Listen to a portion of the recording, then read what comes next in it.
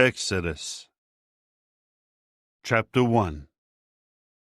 Now these are the names of Israel's sons, who came into Egypt with Jacob, each man who came with his household: Reuben, Simeon, Levi, and Judah; Issachar, Zebulun, and Benjamin; Dan and Naphtali; Gad and Asher. And all those who were born to Jacob were 70 people, but Joseph was already in Egypt. Joseph eventually died, and also all his brothers, and all that generation. And the Israelites became fruitful and began to increase greatly, and they kept on multiplying and growing mightier at an extraordinary rate, so that the land became filled with them. In time there arose over Egypt a new king, one who did not know Joseph. So he said to his people, "Look, the people of Israel are more numerous and mightier than we are. Let us deal shrewdly with them. Otherwise, they will continue to multiply, and if a war breaks out, they will join our enemies and fight against us and leave the country." So they appointed chiefs of forced labor over them to oppress them with hard labor, and they built storage cities for Pharaoh, namely Pithom and Raamses. But the more they would oppress them, the more they would multiply, and the more they kept spreading out, so they felt sick with fear because of the Israelites. Consequently, the Egyptians forced the Israelites into harsh slavery. They made their life bitter with hard labor, as they worked with clay mortar and bricks and in every form of slavery in the field. Yes, they made them toil in harsh conditions in every form of slavery. Later, the king of Egypt spoke to the Hebrew midwives, whose names were Shiphrah and Puah, and he told them, "When you help the Hebrew women to give birth, and you see them on the stool for childbirth, you must put the child to death if it is a son. But if it is a daughter, she must live." However, the midwives feared the true God, and they did not do what the king of Egypt told them. Instead, they would keep the male children alive. In time, the king of Egypt called the midwives and said to them, "Why have you kept the male children alive?" The midwives said to Pharaoh, "The Hebrew women are not like the Egyptian women. They are lively and have already given birth before the midwife can come into them." So God dealt well with the midwives, and the people kept increasing and becoming very mighty. And because the midwives had feared the true God, he later gave them families. Finally, Pharaoh commanded all his people, "You are to throw every newborn son of the Hebrews into the Nile River, but you are to keep every daughter alive." Chapter 2. About that time, a certain man of the house of Levi married a daughter of Levi, and the woman became pregnant and gave birth to a son.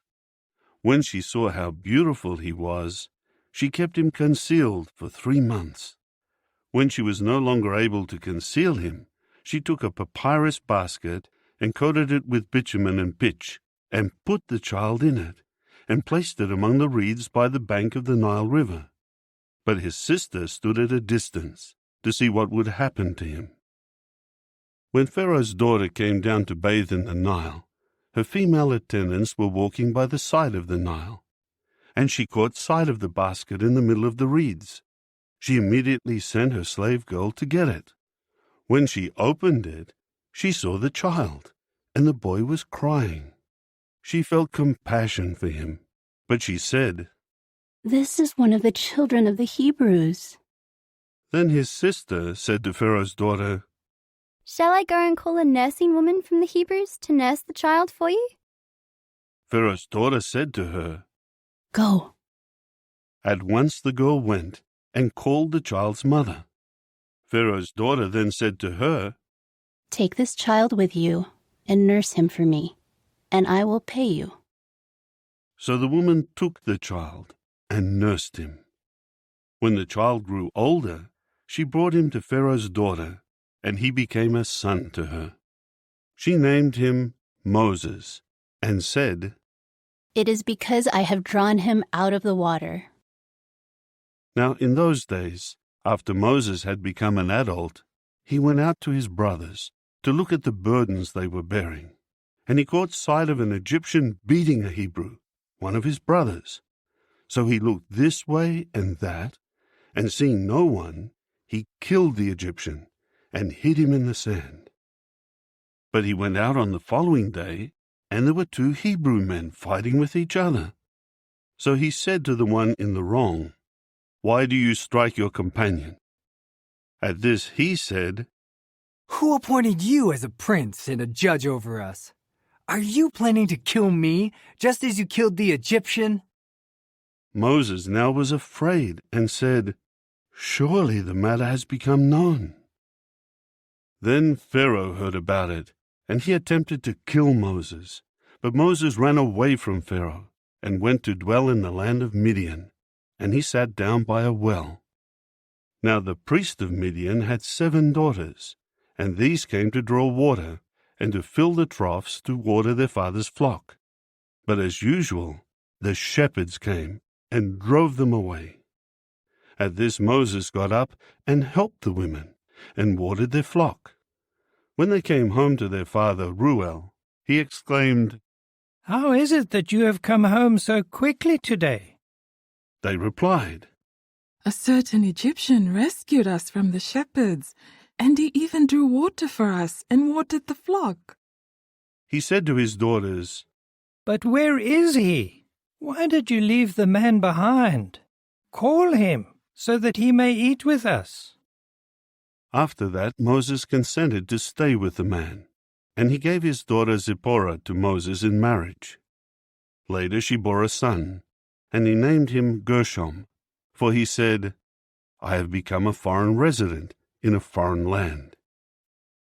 After a long time, the king of Egypt died, but the Israelites continued to groan because of the slavery, and to cry out in complaint, and their cry for help because of the slavery kept going up to the true God. In time God heard their groaning, and God remembered his covenant with Abraham, Isaac, and Jacob. So God looked on the Israelites, and God took notice. Chapter 3. Moses became a shepherd of the flock of his father-in-law Jethro, the priest of Midian.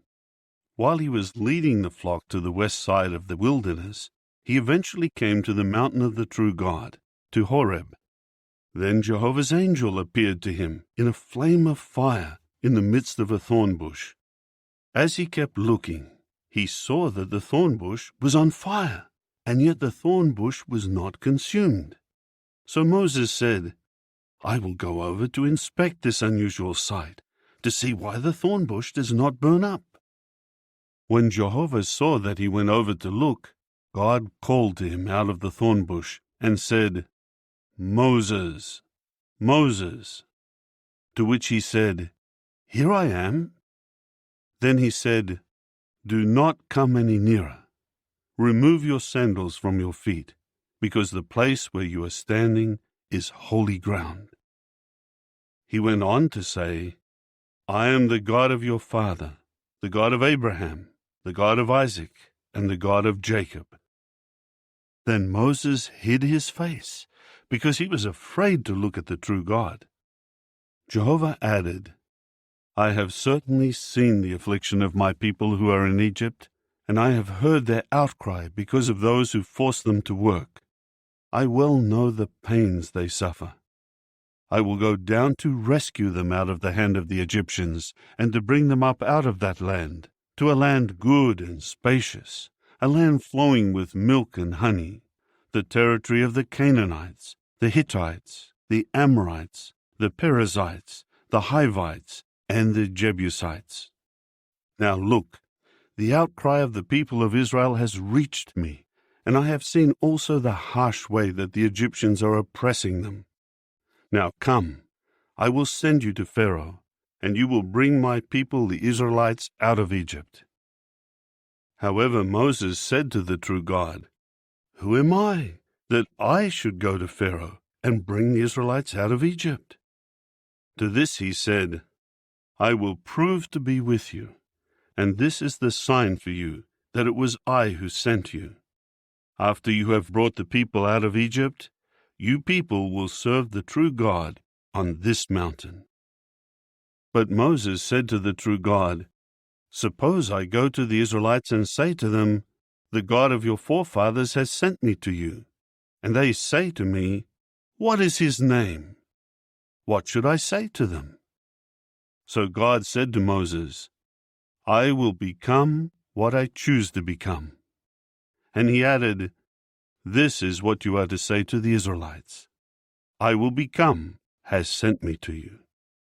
Then God said once more to Moses, "This is what you are to say to the Israelites: 'Jehovah, the God of your forefathers, the God of Abraham, the God of Isaac, and the God of Jacob, has sent me to you.' This is my name forever, and this is how I am to be remembered from generation to generation.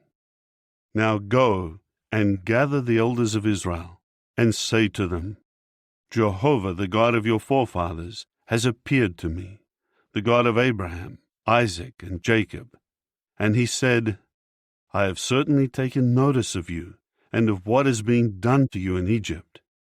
So I say, I will take you away from affliction at the hands of the Egyptians, to the land of the Canaanites, the Hittites, the Amorites, the Perizzites, the Hivites, and the Jebusites, to a land flowing with milk and honey. They will certainly listen to your voice, and you will go, you and the elders of Israel, to the king of Egypt. And you men should say to him, Jehovah, the God of the Hebrews, has communicated with us. So please, let us make a 3-day journey into the wilderness, so that we may sacrifice to Jehovah our God. But I myself well know that the king of Egypt will not give you permission to go, unless a mighty hand compels him. So I will have to stretch out my hand and strike Egypt with all my extraordinary acts that I will do in it. And after that, he will send you out. And I will give this people favor in the eyes of the Egyptians. And when you go, you will by no means go empty-handed. Each woman must ask her neighbor and the woman lodging in her house for articles of silver and of gold, as well as clothing. And you will put them on your sons and your daughters, and you will plunder the Egyptians. Chapter 4. However, Moses answered, But suppose they do not believe me, and do not listen to my voice, for they will say, Jehovah did not appear to you. Then Jehovah said to him, What is that in your hand? He answered, A rod. He said, Throw it on the ground. So he threw it on the ground, and it became a serpent, and Moses fled from it. Jehovah now said to Moses, Reach out your hand and seize it by the tail. So he reached out and seized it, and it became a rod in his hand. God then said, This is so that they may believe that Jehovah, the God of their forefathers, the God of Abraham, the God of Isaac, and the God of Jacob, has appeared to you. Jehovah said to him once more, Put your hand, please, into the upper fold of your garment. So he put his hand into the fold of his garment. When he drew it out, why, his hand was stricken with leprosy like snow.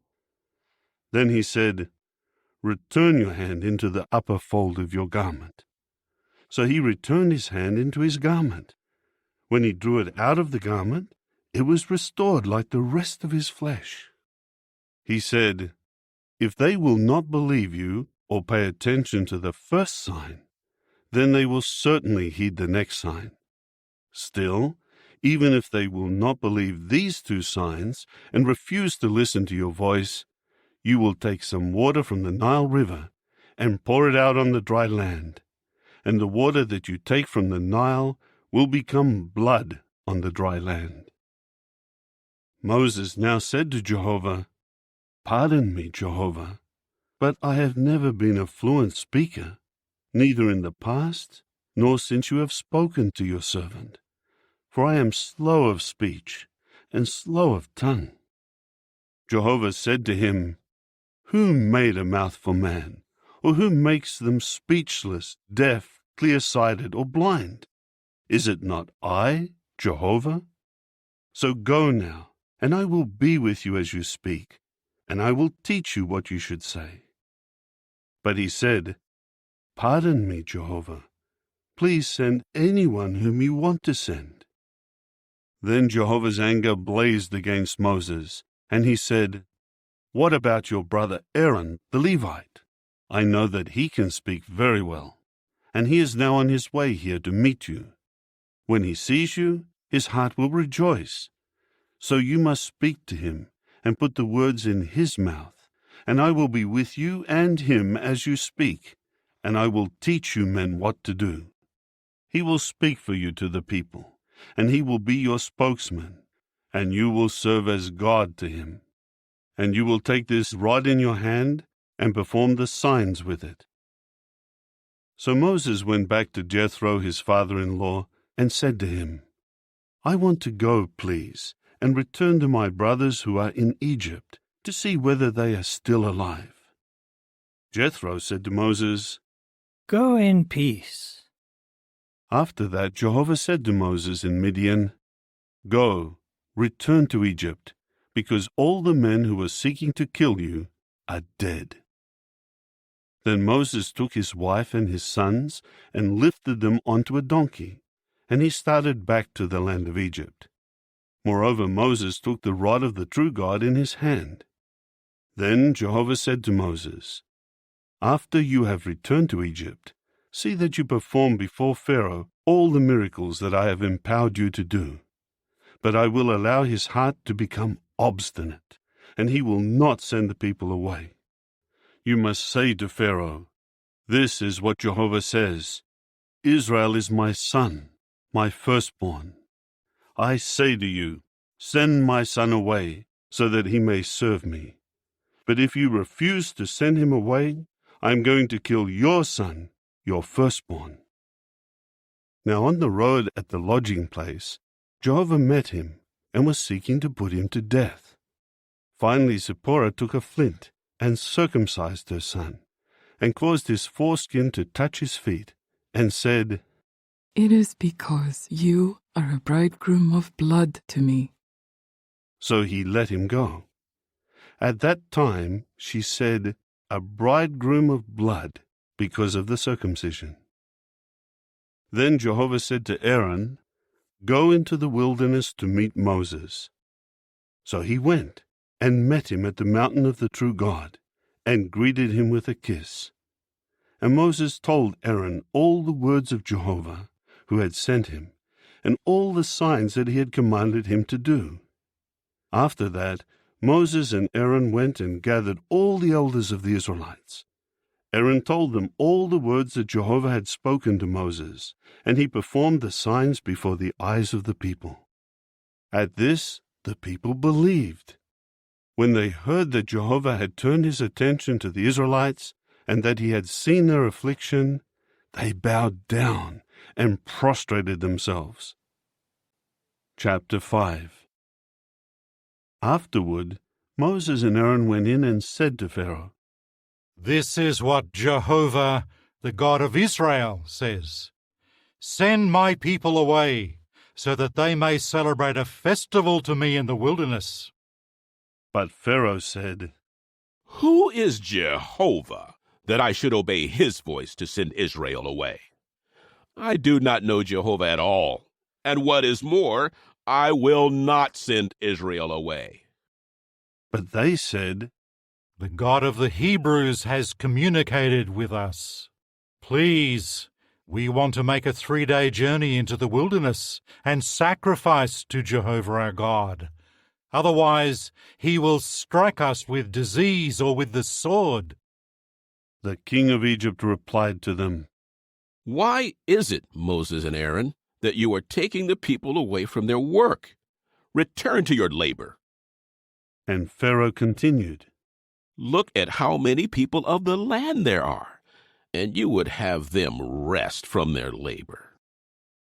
That same day, Pharaoh commanded the taskmasters and their foremen, You must no longer give straw to the people to make bricks. Let them go and gather straw for themselves. But you must still impose on them the same quota of bricks as they made in the past. Do not reduce it for them, for they are relaxing. That is why they are crying out, We want to go. We want to sacrifice to our God. Make them work harder and keep them busy so that they will not pay attention to lies.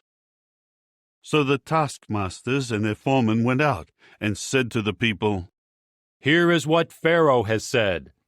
I am giving you no more straw. Go and get your own straw for yourselves wherever you can find it, but your work will not be reduced at all. Then the people scattered throughout all the land of Egypt to gather stubble for straw, and the taskmasters kept urging them. You must each finish your work every day, just as when straw was provided. Also the foremen of the Israelites, whom Pharaoh's taskmasters had appointed over them, were beaten. They asked them, Why did you not reach the quota of bricks that you used to make? It happened both yesterday and today. So the foreman of the Israelites went in and complained to Pharaoh. Why are you treating your servants this way? No straw is given to your servants. Yet they are saying to us, Make bricks. Your servants are beaten, but your own people are at fault. But he said, You are relaxing. You are relaxing. That is why you are saying, We want to go. We want to sacrifice to Jehovah. So now go. Get back to work. No straw will be given to you, but you must still produce your quota of bricks. Then the foremen of the Israelites saw that they were in serious trouble because of the order, You must not reduce your daily quota of bricks at all. After that, they met up with Moses and Aaron, who were standing there to meet them as they came out from Pharaoh. At once they said to them, May Jehovah look upon you and judge, since you have made Pharaoh and his servants despise us, and you have put a sword in their hand to kill us. Then Moses turned to Jehovah and said, Jehovah, why have you afflicted this people? Why have you sent me? From the time that I went in before Pharaoh to speak in your name, he has dealt worse with this people, and you have certainly not rescued your people. Chapter 6. So Jehovah said to Moses, Now you will see what I will do to Pharaoh. A mighty hand will force him to send them away, and a mighty hand will force him to drive them out of his land. Then God said to Moses, I am Jehovah, and I used to appear to Abraham, Isaac, and Jacob as God Almighty. But with regard to my name Jehovah, I did not make myself known to them. I also established my covenant with them, to give them the land of Canaan, the land in which they lived as foreigners. Now I myself have heard the groaning of the people of Israel, whom the Egyptians are enslaving, and I remember my covenant. Therefore say to the Israelites, I am Jehovah, and I will bring you out from under the burdens of the Egyptians, and rescue you from their slavery. And I will reclaim you with an outstretched arm and with great judgments. And I will take you in as my people, and I will be your God, and you will certainly know that I am Jehovah your God, who is bringing you out from under the burdens of Egypt. And I will bring you into the land that I swore with an oath to give to Abraham, Isaac, and Jacob, and I will give it to you as something to possess. I am Jehovah. Moses later gave this message to the Israelites, but they did not listen to Moses because of their discouragement and because of the harsh slavery. Then Jehovah spoke to Moses, saying, Go in and tell Pharaoh, Egypt's king, that he should send the Israelites away out of his land. However, Moses replied to Jehovah, Look, the Israelites have not listened to me. How will Pharaoh ever listen to me?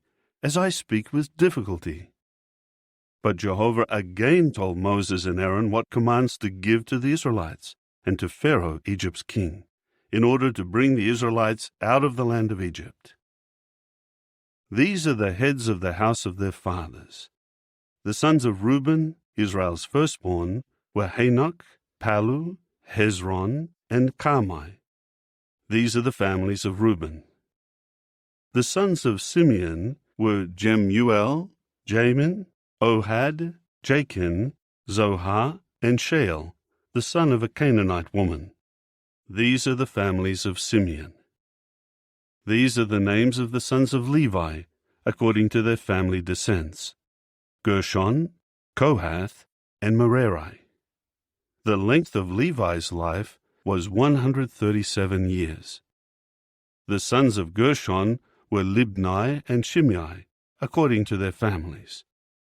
The sons of Kohath were Amram, Izhar, Hebron, and Uzziel. The length of Kohath's life was 133 years. The sons of Merari were Mahli and Mushai.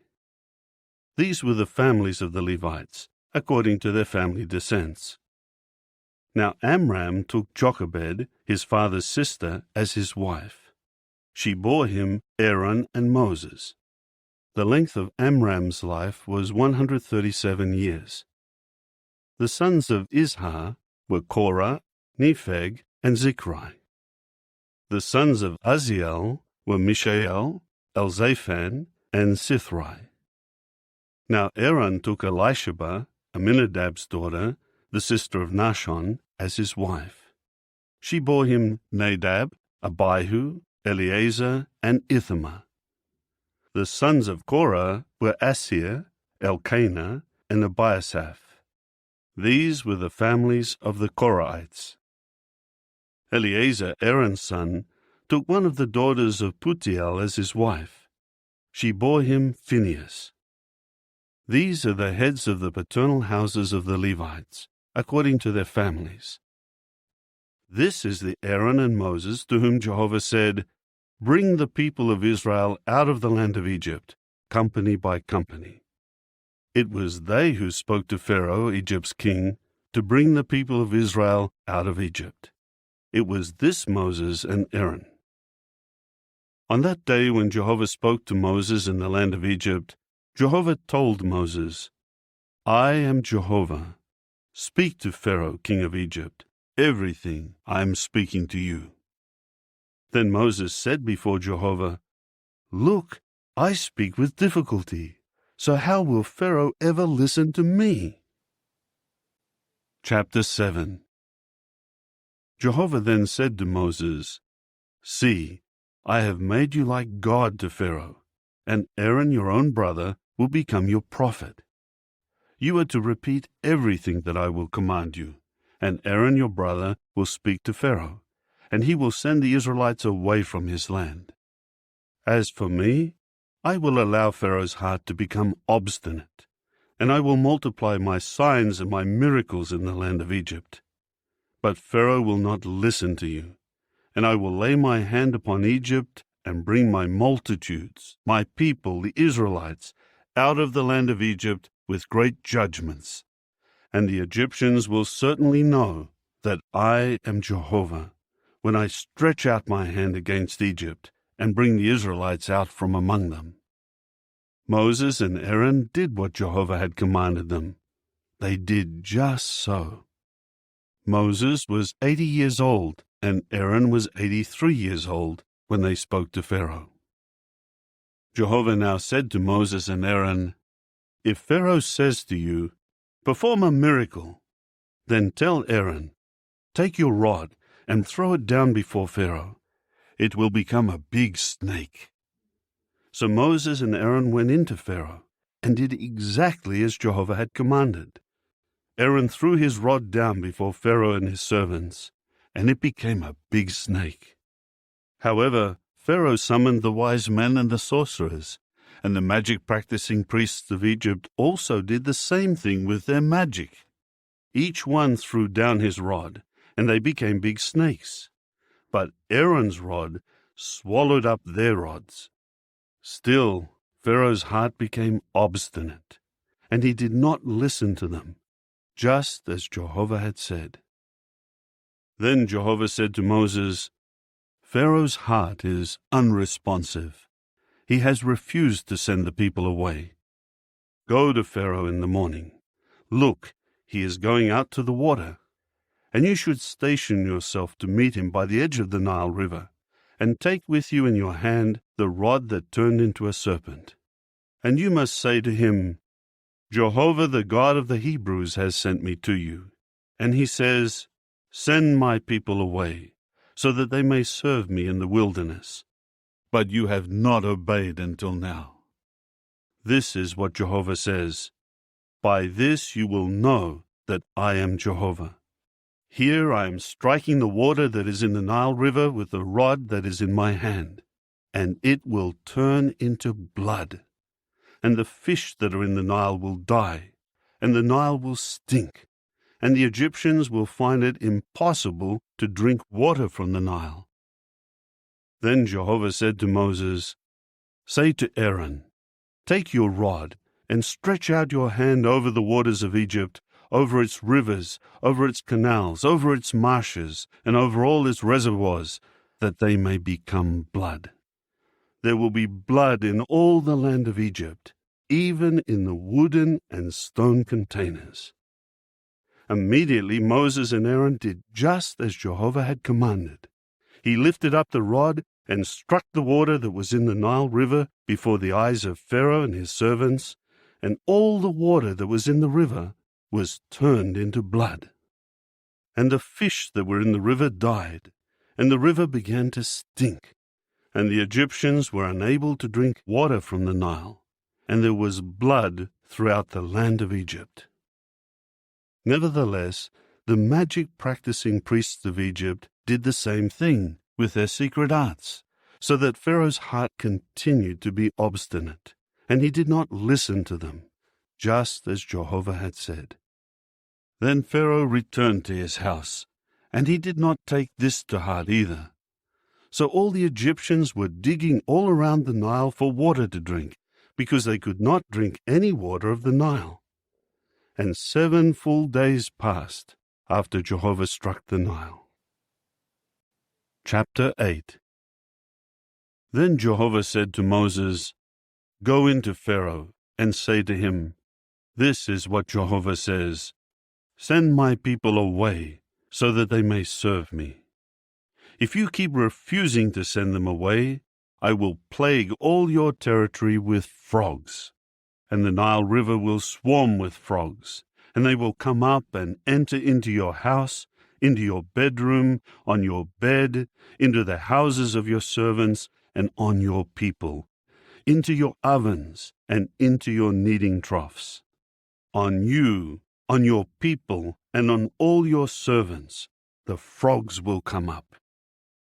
Jehovah later said to Moses, Say to Aaron, Stretch out your hand with your rod over the rivers, the Nile canals, and the marshes, and make the frogs come up over the land of Egypt. So Aaron stretched out his hand over the waters of Egypt, and the frogs began to come up and to cover the land of Egypt. However, the magic-practicing priests did the same thing by their secret arts, and they too made the frogs come up over the land of Egypt. Pharaoh then called Moses and Aaron and said, Plead with Jehovah to remove the frogs from me and my people, as I want to send the people away, so that they may sacrifice to Jehovah. Then Moses said to Pharaoh, I leave to you the honor of telling me when I should plead to have the frogs removed from you, your servants, your people, and your houses. Only in the Nile River will they be left. To this he said, Tomorrow. So he said, It will be according to your word, so that you may know that there is no one else like Jehovah our God. The frogs will depart from you, your houses, your servants, and your people. They will be left only in the Nile. So Moses and Aaron went out from Pharaoh, And Moses pleaded with Jehovah about the frogs that he had brought upon Pharaoh. Then Jehovah did as Moses asked, and the frogs began to die in the houses, the courtyards, and the fields. They were piling them up in countless heaps, and the land began to stink. When Pharaoh saw that there was relief, he hardened his heart, and he refused to listen to them, just as Jehovah had said. Jehovah now said to Moses, "Say to Aaron, stretch out your rod and strike the dust of the earth, and it must become gnats in all the land of Egypt." And they did this. Aaron stretched out his hand with his rod and struck the dust of the earth, and the gnats came on man and beast. All the dust of the earth became gnats in all the land of Egypt. The magic-practicing priests tried to do the same and produce gnats by their secret arts, but they could not. And the gnats came on man and beast. So the magic-practicing priests said to Pharaoh, "It is the finger of God." But Pharaoh's heart continued to be obstinate, and he did not listen to them, just as Jehovah had said. Then Jehovah said to Moses, "Get up early in the morning and station yourself in front of Pharaoh. Look, he is coming out to the water. And you must say to him, 'This is what Jehovah has said. Send my people away so that they may serve me. But if you do not send my people away, I will send on you, your servants and your people, and into your houses the gadfly. And the houses of Egypt will be full of gadflies, and they will even cover the ground they stand on. On that day I will certainly set apart the land of Goshen, where my people are dwelling. No gadflies will exist there, and by this you will know that I, Jehovah, am here in the land. And I will make a distinction between my people and your people. Tomorrow this sign will take place." And Jehovah did so, and heavy swarms of gadflies began to invade the house of Pharaoh and the houses of his servants and all the land of Egypt. The land was ruined by the gadflies. Finally, Pharaoh called Moses and Aaron and said, "Go, sacrifice to your God in the land." But Moses said, "It is not proper to do so, because what we would sacrifice to Jehovah our God would be detestable to the Egyptians. If we would make a sacrifice that was detestable to the Egyptians right before their eyes, would they not stone us? We will make a 3-day journey into the wilderness, and there we will sacrifice to Jehovah our God, just as he has said to us." Pharaoh now said, "I will send you away to sacrifice to Jehovah your God in the wilderness. Only you must not go so far away. Plead in my behalf."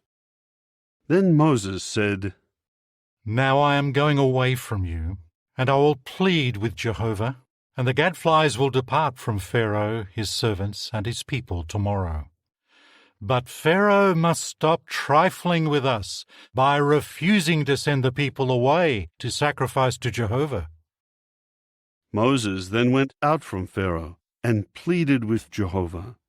So Jehovah did according to Moses' word, and the gadflies departed from Pharaoh, his servants, and his people.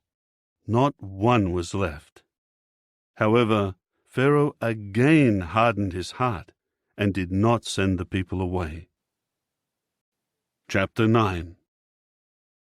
So Jehovah said to Moses, "Go into Pharaoh and say to him, 'This is what Jehovah, the God of the Hebrews, has said. Send my people away, so that they may serve me. But if you refuse to send them away, and you keep holding them, look, Jehovah's hand will come against your livestock in the field. On the horses, the donkeys, the camels, the herd, and the flock, there will be a devastating plague. And Jehovah will certainly make a distinction between the livestock of Israel and the livestock of Egypt, and nothing that belongs to the Israelites will die. Moreover, Jehovah set an appointed time, saying, "Tomorrow Jehovah will do this in the land." And Jehovah did this on the very next day, and all sorts of livestock of Egypt began to die, but not one of Israel's livestock died. When Pharaoh inquired, look, not so much as one of Israel's livestock had died. Nevertheless, Pharaoh's heart continued to be unresponsive, and he did not send the people away. Jehovah then said to Moses and Aaron, "Fill both of your hands with soot from a kiln, and Moses must throw it into the air in front of Pharaoh. And it will become a fine dust on all the land of Egypt, and it will become festering boils on man and beast in all the land of Egypt." So they took soot from a kiln and stood before Pharaoh, and Moses tossed it into the air, and it became festering boils, breaking out on man and beast. The magic-practicing priests were unable to stand before Moses because of the boils, for they had developed on the magic-practicing priests and on all the Egyptians. But Jehovah allowed Pharaoh's heart to become obstinate, and he did not listen to them, just as Jehovah had told Moses. Then Jehovah said to Moses, "Get up early in the morning and station yourself in front of Pharaoh, and say to him, 'This is what Jehovah the God of the Hebrews has said. Send my people away, so that they may serve me. For now I am directing all my blows to strike your heart, your servants, and your people, so that you may know that there is no one like me in all the earth. For by now I could have thrust my hand out to strike you and your people with a devastating plague, and you would have been wiped out from the earth. But for this very reason I have kept you in existence, to show you my power and to have my name declared in all the earth. Are you still behaving arrogantly against my people by not sending them away? Here I will cause a very great hail to rain down tomorrow, about this time, such as has never occurred in Egypt from the day it was founded until now. Therefore send word to bring all your livestock and all that is yours in the field under shelter. Every man and beast caught in the field and not brought into the house will die when the hail comes down on them." Anyone among Pharaoh's servants who feared Jehovah's word quickly brought his own servants and his livestock into the houses. But whoever did not take Jehovah's word to heart left his servants and his livestock in the field. Jehovah now said to Moses, "Stretch out your hand toward the heavens, so that hail may come down on all the land of Egypt, on man and beast, and all the vegetation of the field in the land of Egypt." So Moses stretched out his rod toward the heavens, and Jehovah sent thunder and hail, and fire fell down to the earth, and Jehovah kept making it rain down hail on the land of Egypt. There was hail, and there was fire flashing in the midst of the hail. It was very heavy. There had never been any like it in the land since Egypt had become a nation. The hail struck everything in the field throughout the land of Egypt, from man to beast, and it struck down all the vegetation and shattered all the trees of the field. Only in the land of Goshen, where the Israelites were, there was no hail. So Pharaoh sent for Moses and Aaron and said to them, "I have sinned this time.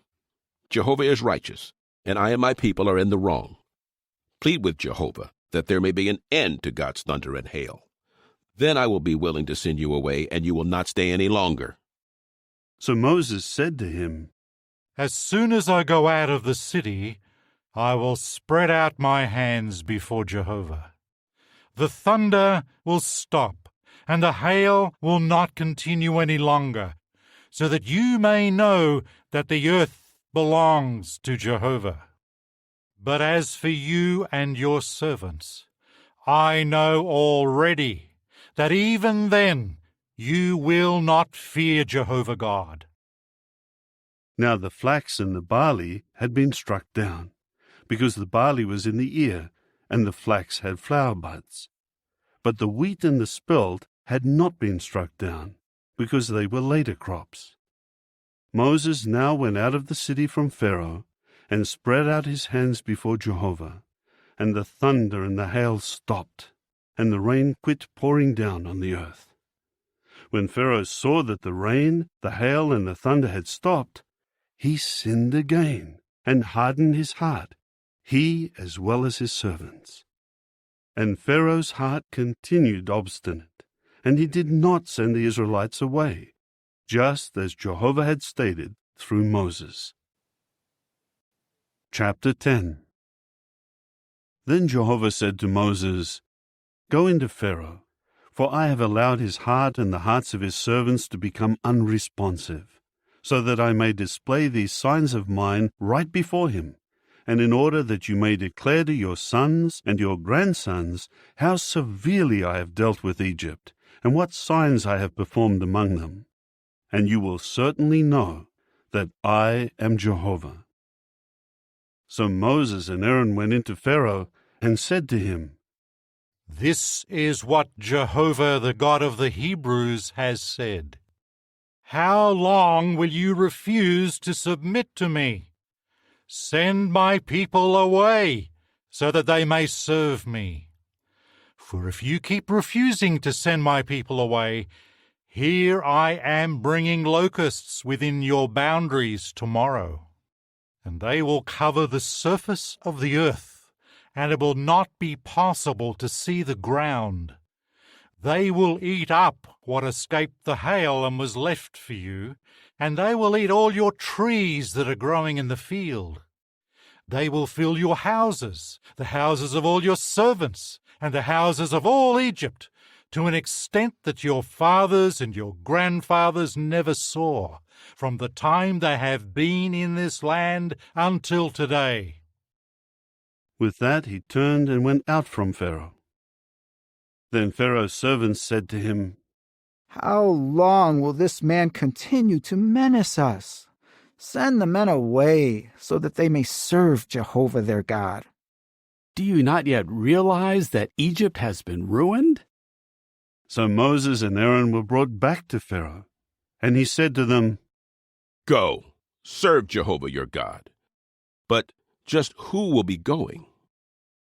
Then Moses said, "We will go with our young people, our old people, our sons, our daughters, our sheep and our cattle, because we will hold a festival to Jehovah."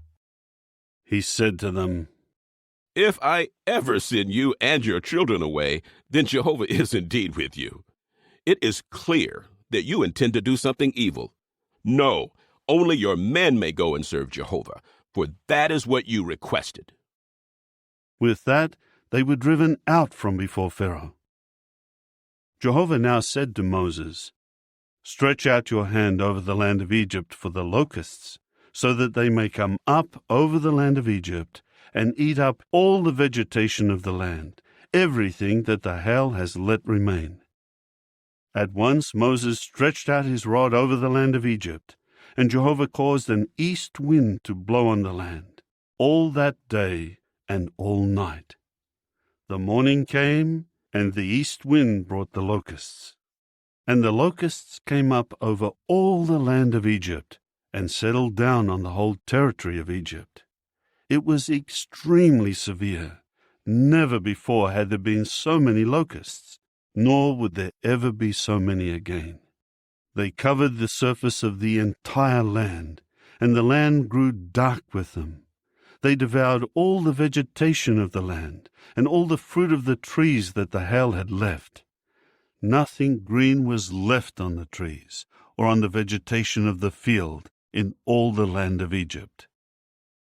So Pharaoh quickly called Moses and Aaron and said, "I have sinned against Jehovah your God and against you.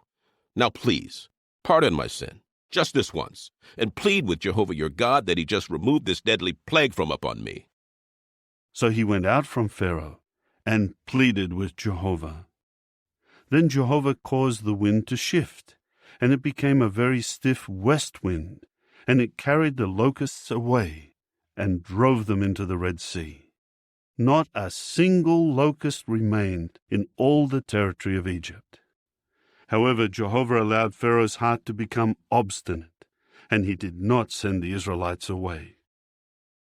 Jehovah then said to Moses, "Stretch out your hand toward the heavens, so that there may be darkness over the land of Egypt, a darkness so thick that it can be felt."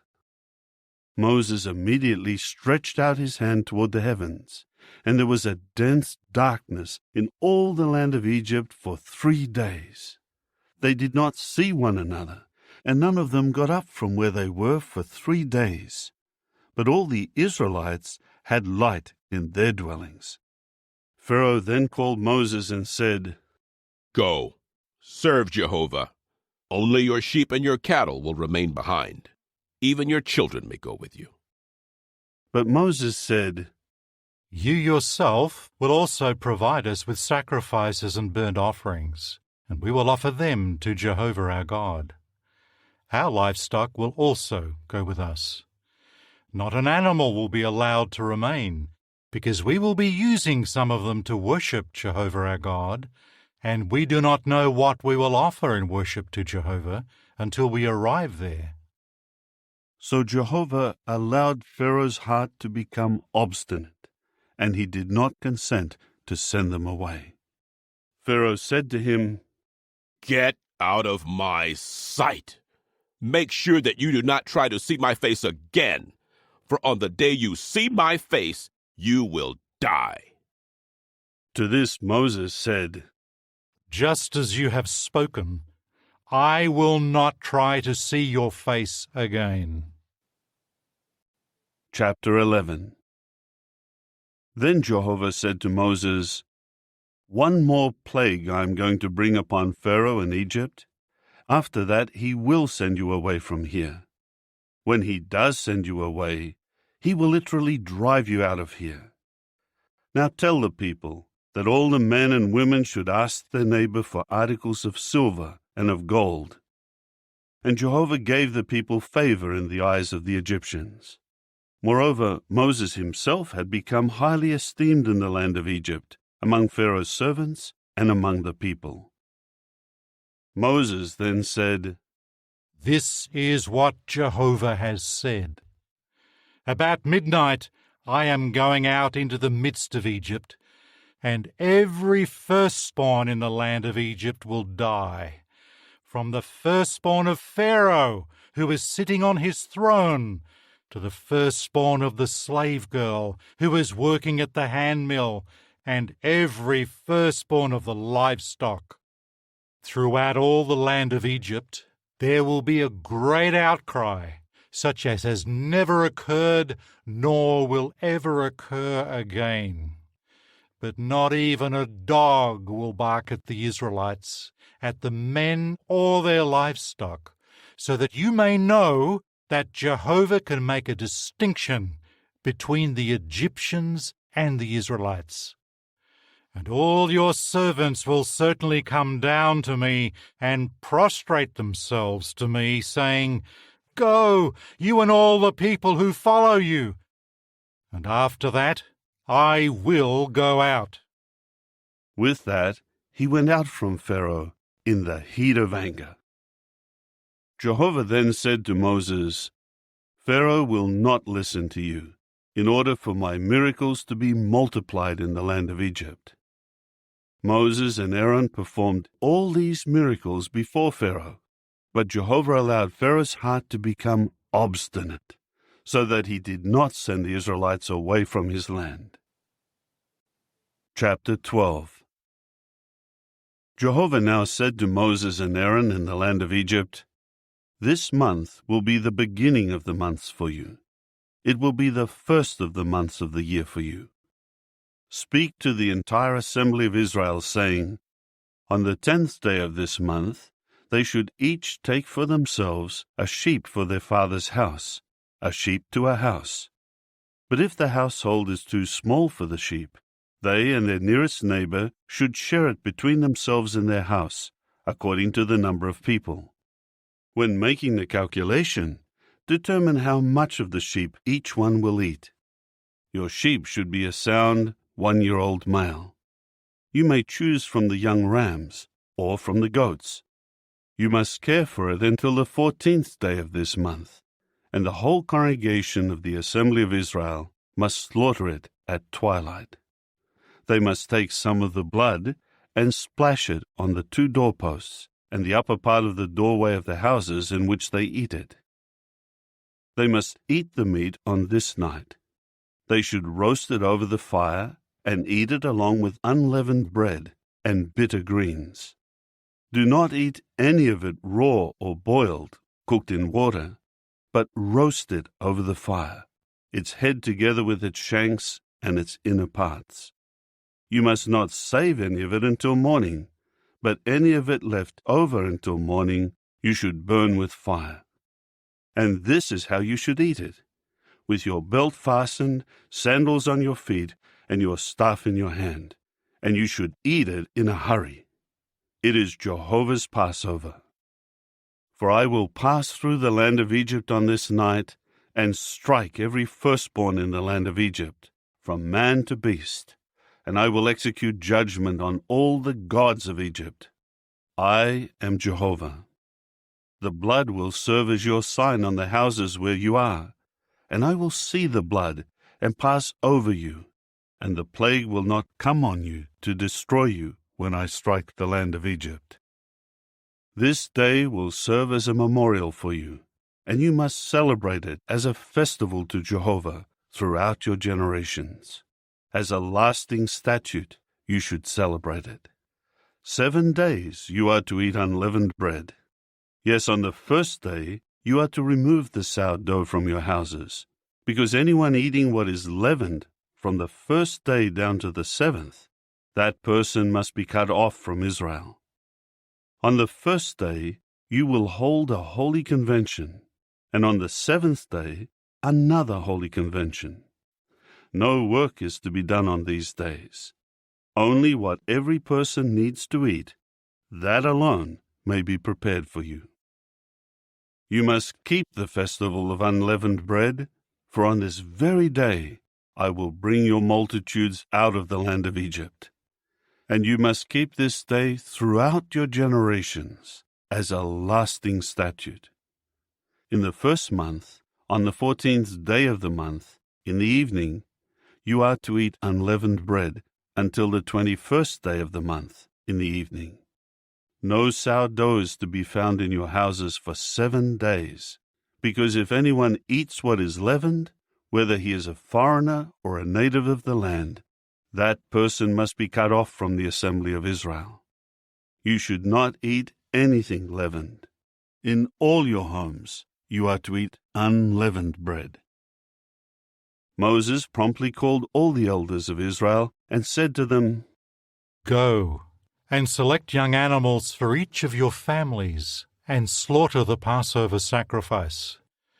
Then you must dip a bunch of hyssop into the blood that is in a basin, and strike the upper part of the doorway and the 2 doorposts with the blood. And none of you should go out of the entrance of his house until morning. Then when Jehovah passes through to plague the Egyptians and sees the blood on the upper part of the doorway and on the 2 doorposts, Jehovah will certainly pass over the entrance, and he will not allow the plague of death to enter into your houses. You must observe this event as a lasting regulation for you and your sons. And when you come into the land that Jehovah will give you, just as he has stated, you must keep this observance. And when your sons ask you, "What does this observance mean to you?" you must say, "It is the sacrifice of the Passover to Jehovah, who passed over the houses of the Israelites in Egypt when he plagued the Egyptians, but he spared our houses."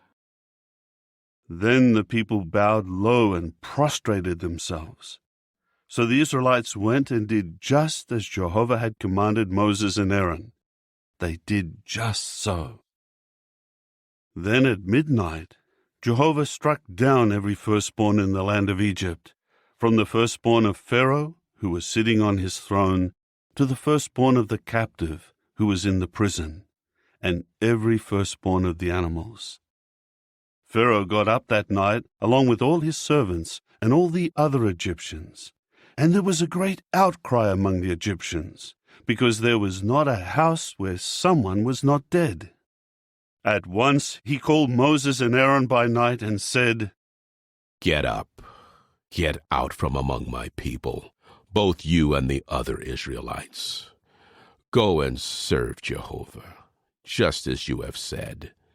Take also your flocks and your herds and go, just as you have said. But you must also bless me." And the Egyptians began to urge the people to depart quickly out of the land, because, as they said, "We are all as good as dead." So the people carried their flour dough before it was leavened, with their kneading troughs wrapped up in their clothing on their shoulder. The Israelites did what Moses had told them, and asked the Egyptians for articles of silver and of gold, as well as clothing. Jehovah gave the people favor in the eyes of the Egyptians, so that they gave them what they asked for, and they plundered the Egyptians. Then the Israelites departed from Ramesses for Succoth, about 600,000 men on foot, besides children. And a vast mixed company also went with them, as well as flocks and herds, a great number of livestock. They began to bake the dough that they brought from Egypt into round loaves of unleavened bread. It was not leavened, because they had been driven out of Egypt so suddenly that they had not prepared any provisions for themselves. The dwelling of the Israelites who had dwelled in Egypt was 430 years. At the end of the 430 years, on this very day, all the multitudes of Jehovah went out of the land of Egypt. It is a night on which they will celebrate Jehovah's bringing them out of the land of Egypt. This night is to be observed to Jehovah by all the people of Israel throughout their generations. Then Jehovah said to Moses and Aaron, "This is the statute of the Passover. No foreigner may eat of it. But if someone has a slave man who was purchased with money, you should circumcise him. Only then may he share in eating it. A settler and a hired worker may not eat of it. In one house it is to be eaten. You must not take any of the meat outside of the house, and you must not break any of its bones. All the assembly of Israel are to celebrate it. If a foreigner resides with you, and he wants to celebrate the Passover to Jehovah, every male of his must be circumcised. Then he may come near to celebrate it, and he will become like a native of the land. But no uncircumcised man may eat of it. One law will apply for the native and for the foreigner who is residing among you." So all the Israelites did just as Jehovah had commanded Moses and Aaron. They did just so. On this very day, Jehovah brought the Israelites along with their multitudes out of the land of Egypt. Chapter 13. Jehovah spoke further to Moses, saying, "Sanctify to me every firstborn male among the Israelites. The first male to be born, of both human and animal, belongs to me." Then Moses said to the people, "Remember this day on which you went out of Egypt, from the house of slavery, because with a mighty hand Jehovah brought you out of here. So nothing leavened may be eaten. You are going out on this day in the month of Abib. When Jehovah has brought you into the land of the Canaanites, the Hittites, the Amorites, the Hivites, and the Jebusites, which he swore to your forefathers to give you, a land flowing with milk and honey, then you must keep this observance in this month. 7 days you are to eat unleavened bread, and on the 7th day there will be a festival to Jehovah. Unleavened bread is to be eaten for the 7 days, and nothing leavened is to be found with you, and no sourdough is to be found with you within all your territory. And you must tell your son on that day, It is because of what Jehovah did for me when I came out of Egypt. And this will serve for you as a sign on your hand and as a memorial on your forehead, so that Jehovah's law may be in your mouth. For with a mighty hand Jehovah brought you out of Egypt. You must keep this statute at its appointed time from year to year. When Jehovah brings you into the land of the Canaanites, which he has sworn to you and to your forefathers to give to you, you must devote to Jehovah every firstborn male, as well as every male firstling of the livestock that you acquire. The males belong to Jehovah. Every firstling donkey you are to redeem with a sheep, and if you do not redeem it, then you must break its neck. And every firstborn male of your sons you are to redeem. In case your son should ask you later on, "What does this mean?" then you should say to him, "With a mighty hand Jehovah brought us out of Egypt, from the house of slavery. When Pharaoh stubbornly refused to send us away, Jehovah killed every firstborn in the land of Egypt, from the firstborn of man to the firstborn of beast. That is why I am sacrificing to Jehovah all the firstborn males, and I redeem every firstborn of my sons. This must serve as a sign on your hand and as a headband on your forehead, for with a mighty hand Jehovah brought us out of Egypt." Now when Pharaoh sent the people away, God did not lead them by the way of the land of the Philistines, although it was near. For God said, "The people may change their minds when they are confronted by war, and will return to Egypt." So God made the people go around by the way of the wilderness of the Red Sea. But it was in battle formation that the Israelites went up out of the land of Egypt. Moses also took Joseph's bones with him, because Joseph had made the sons of Israel solemnly swear, "God will not fail to turn his attention to you, and you must take my bones up out of here with you." They departed from Succoth and encamped at Etham, at the edge of the wilderness. Now Jehovah was going ahead of them by day in a pillar of cloud to lead them along the way, and by night in a pillar of fire to give them light, so that they could travel by day and by night. The pillar of cloud would not move away from before the people during the day, nor the pillar of fire at night. Chapter 14. Jehovah now said to Moses, "Tell the Israelites that they should turn back and encamp before Pi-hahiroth, between Migdol and the sea, within view of Baal-zephon. You are to encamp facing it by the sea. Then Pharaoh will say about the Israelites, 'They are wandering in confusion in the land. The wilderness is closed in on them.' I will allow Pharaoh's heart to become obstinate, and he will chase after them, and I will glorify myself by means of Pharaoh and all his army, and the Egyptians will certainly know that I am Jehovah." So that is what they did. Later, it was reported to the king of Egypt that the people had run away. Immediately, Pharaoh and his servants had a change of heart regarding the people, and they said, "Why did we do this and release Israel from serving as slaves for us?" So he made his war chariots ready, and he took his people with him. He took 600 chosen chariots, and all the other chariots of Egypt, with warriors on every one of them. Thus Jehovah allowed the heart of Pharaoh king of Egypt to become obstinate, and he chased after the Israelites, while the Israelites were going out with confidence.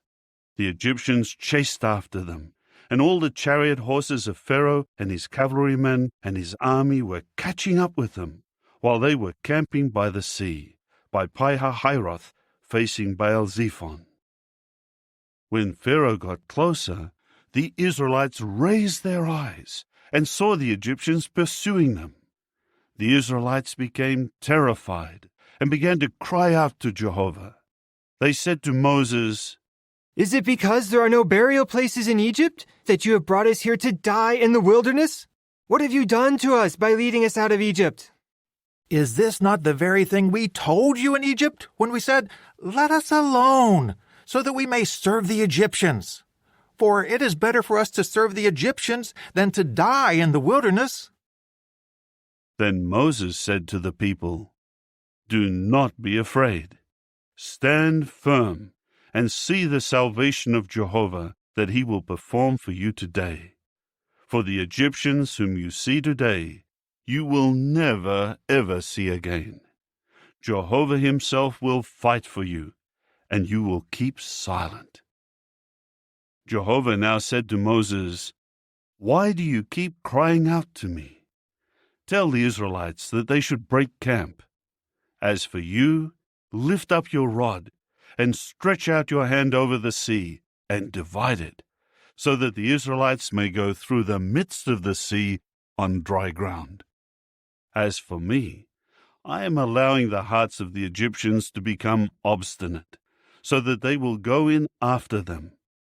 Thus I will glorify myself by means of Pharaoh and all his army, his war chariots, and his cavalrymen. And the Egyptians will certainly know that I am Jehovah, when I glorify myself by means of Pharaoh, his war chariots, and his cavalrymen." Then the angel of the true God, who was going ahead of the camp of Israel, departed, and went to their rear, and the pillar of cloud that was in front of them moved to the rear and stood behind them. So it came between the camp of the Egyptians and the camp of Israel. On the one side it was a dark cloud. On the other side it was lighting up the night. So the one camp did not come near the other camp all night long.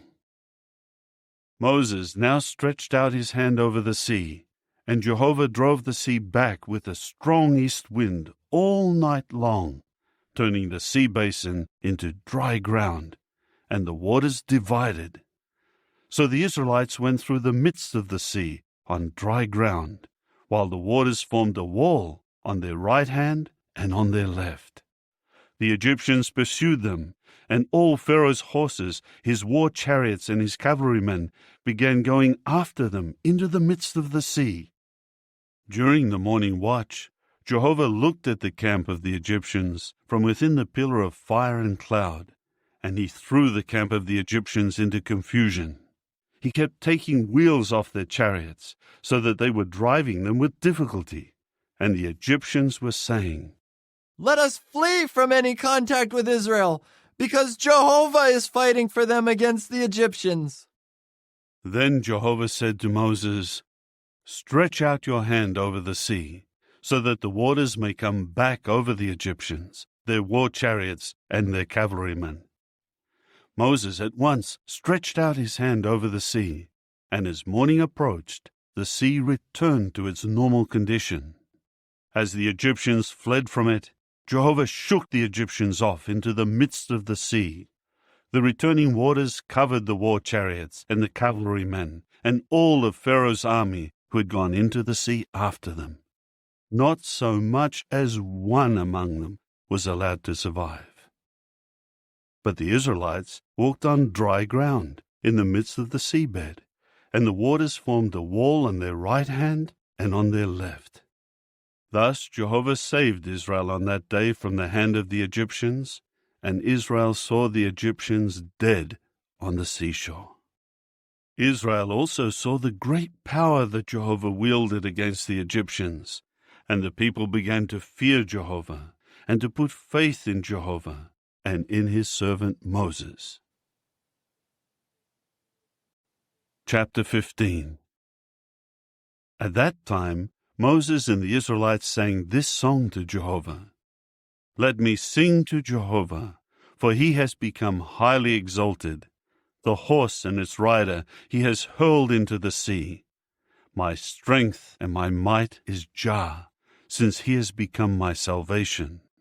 This is my God, and I will praise him, my father's God, and I will exalt him. Jehovah is a powerful warrior. Jehovah is his name. Pharaoh's chariots and his army he has cast into the sea, and his finest warriors have sunk into the Red Sea. The surging waters covered them. Down into the depths they sank like a stone. Your right hand, O Jehovah, is great in power. Your right hand, O Jehovah, can shatter an enemy. In your great majesty, you can throw down those who rise up against you. You send out your burning anger. It eats them up like stubble. By a breath from your nostrils, waters massed together. They stood still, holding back the floods. The surging waters congealed in the heart of the sea. The enemy said, I will pursue. I will overtake. I will divide spoil until I am satisfied. I will draw my sword. My hand will subdue them. You blew with your breath. The sea covered them. They sank like lead in majestic waters. Who among the gods is like you, O Jehovah? Who is like you, showing yourself mighty in holiness? The one to be feared with songs of praise, the one doing wonders. You stretched out your right hand, and the earth swallowed them up. In your loyal love, you have led the people whom you have redeemed. In your strength, you will guide them to your holy place of dwelling. Peoples must hear. They will shudder. Anguish will seize the inhabitants of Philistia. At that time the sheiks of Edom will be terrified, and trembling will take hold of the mighty rulers of Moab. All the inhabitants of Canaan will be disheartened. Fear and dread will fall upon them. Because of the greatness of your arm, they will be as motionless as a stone, until your people pass by, O Jehovah, until the people whom you produced pass by. You will bring them and plant them in the mountain of your inheritance, the established place that you have prepared for yourself to inhabit, O Jehovah, a sanctuary, O Jehovah, that your hands have established. Jehovah will rule as king forever and ever. When Pharaoh's horses, with his war chariots and his cavalrymen, went into the sea, then Jehovah brought back the waters of the sea upon them. But the people of Israel walked on dry ground through the midst of the sea. Then Miriam the prophetess, Aaron's sister, took a tambourine in her hand, and all the women followed her with tambourines and with dances. Miriam sang in response to the men, Sing to Jehovah, for he has become highly exalted. The horse and its rider he has hurled into the sea. Moses later led Israel away from the Red Sea, and they went out to the wilderness of Shur, and marched on for 3 days in the wilderness, but they did not find water. They came to Marah, but they were not able to drink the water from Marah, because it was bitter. That is why he named it Marah. So the people began to murmur against Moses, saying, What are we to drink? He cried out to Jehovah, and Jehovah directed him to a tree. When he threw it into the water became sweet. There he established for them a regulation and a case for judgment, and there he put them to the test.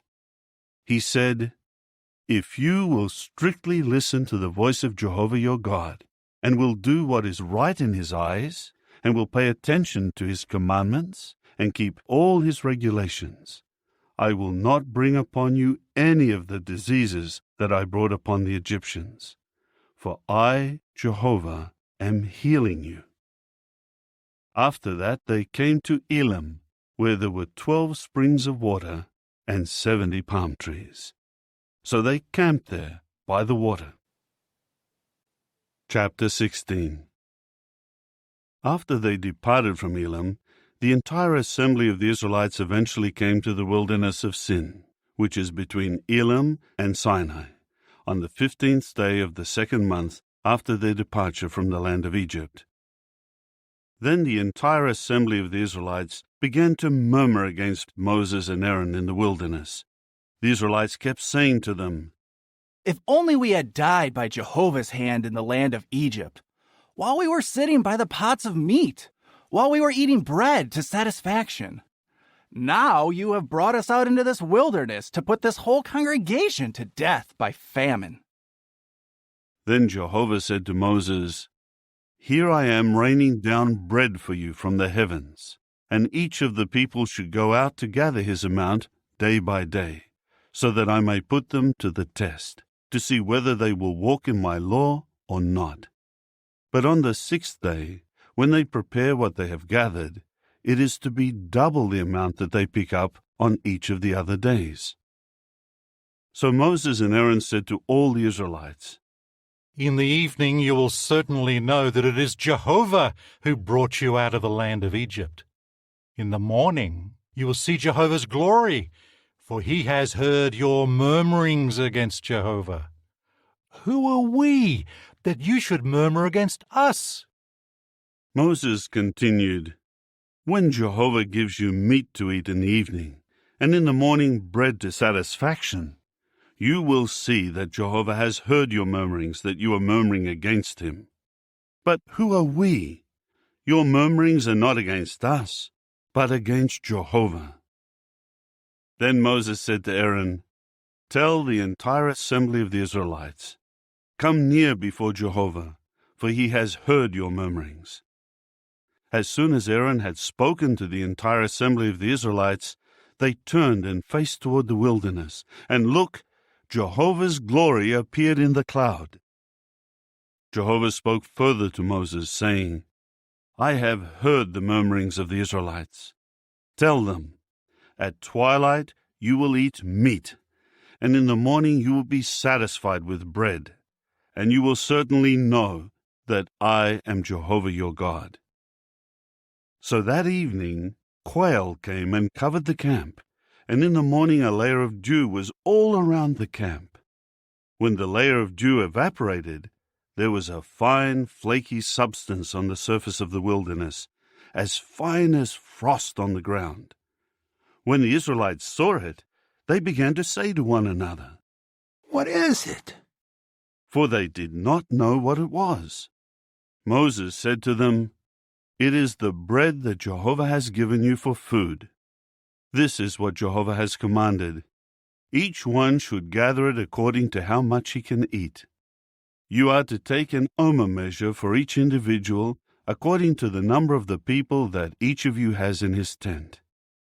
The Israelites began to do so.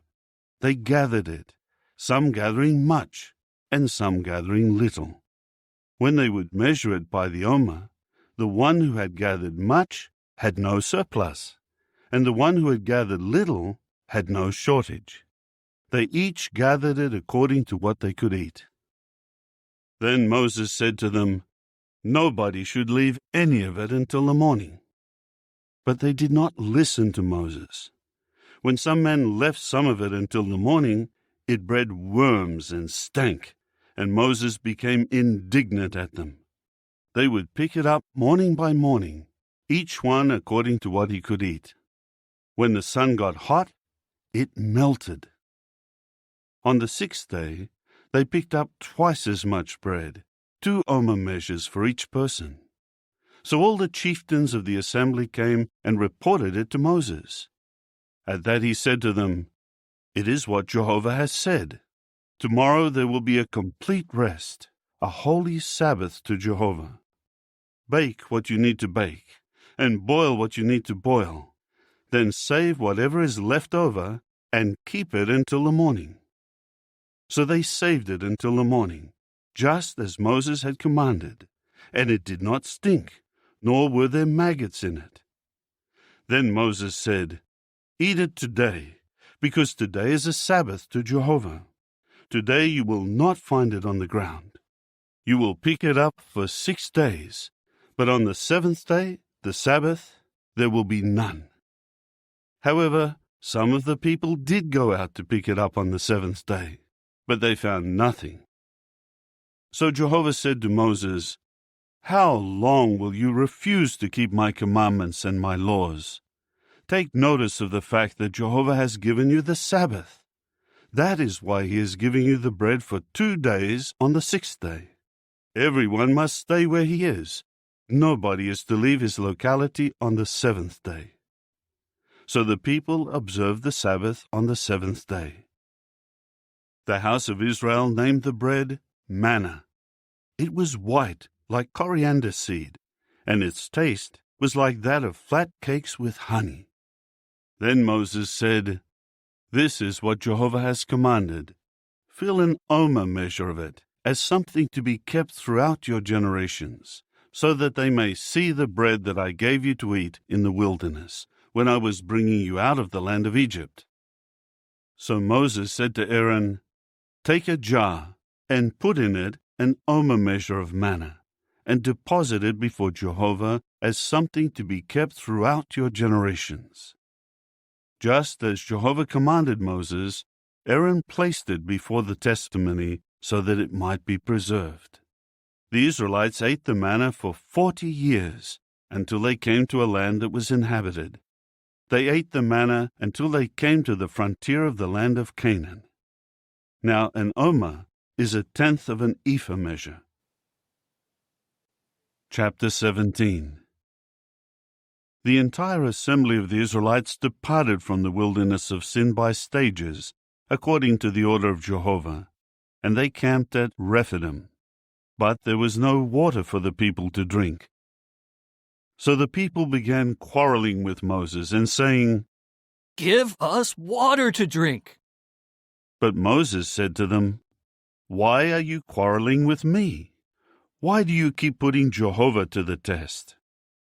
But the people were very thirsty for water there, and they kept murmuring against Moses and saying, "Why have you brought us up out of Egypt to kill us and our sons and our livestock with thirst?" Finally, Moses cried out to Jehovah, "What should I do with this people? A little longer, and they will stone me." Then Jehovah said to Moses, "Go ahead of the people, and take with you some of the elders of Israel, and your rod with which you struck the Nile River. Take it in your hand, and walk on. Look, I will be standing before you there on the rock in Horeb. You must strike the rock, and water will come out of it, and the people will drink it." Moses did so before the eyes of the elders of Israel.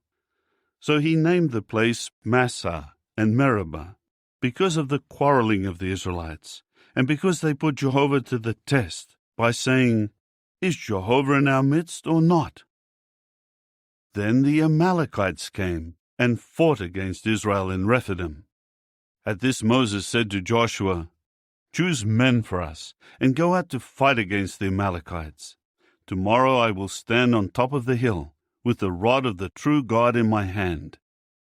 Then Joshua did just as Moses told him, and he fought against the Amalekites. And Moses, Aaron, and Hur went up to the top of the hill. As long as Moses kept his hands lifted up, the Israelites prevailed. But as soon as he would let down his hands, the Amalekites prevailed. When the hands of Moses were heavy, they took a stone and put it under him, and he sat on it. Then Aaron and Hur, one on each side, supported his hands, so that his hands remained steady until the sun set. Thus Joshua defeated Amalek and his people with the sword. Jehovah now said to Moses, "Write this as a memorial in the book, and repeat it to Joshua. I will completely wipe out the memory of Amalek from under the heavens." Then Moses built an altar and named it Jehovah Nissi, saying, "Because his hand is against the throne of Jah, Jehovah will have war with Amalek from generation to generation." Chapter 18. Now Jethro, the priest of Midian, Moses' father-in-law, heard about all that God had done for Moses and for his people Israel, how Jehovah had brought Israel out of Egypt. Jethro, Moses' father-in-law, had taken in Zipporah, Moses' wife, when she was sent back to him, along with her 2 sons. One son was named Gershom, because Moses said, "I have become a foreign resident in a foreign land." and the other was named Eliezer, because he said, "The God of my father is my helper, who rescued me from Pharaoh's sword." So Jethro, Moses' father-in-law, along with Moses' sons and his wife, came to Moses into the wilderness where he was camping, at the mountain of the true God. Then he sent word to Moses, I, your father-in-law Jethro, am coming to you with your wife and her 2 sons. At once Moses went out to meet his father-in-law, and he bowed down and kissed him. Each of them asked about the other's welfare, and then they went into the tent. Moses related to his father-in-law all that Jehovah had done to Pharaoh and Egypt in behalf of Israel, all the hardships that had befallen them along the way, and how Jehovah had delivered them.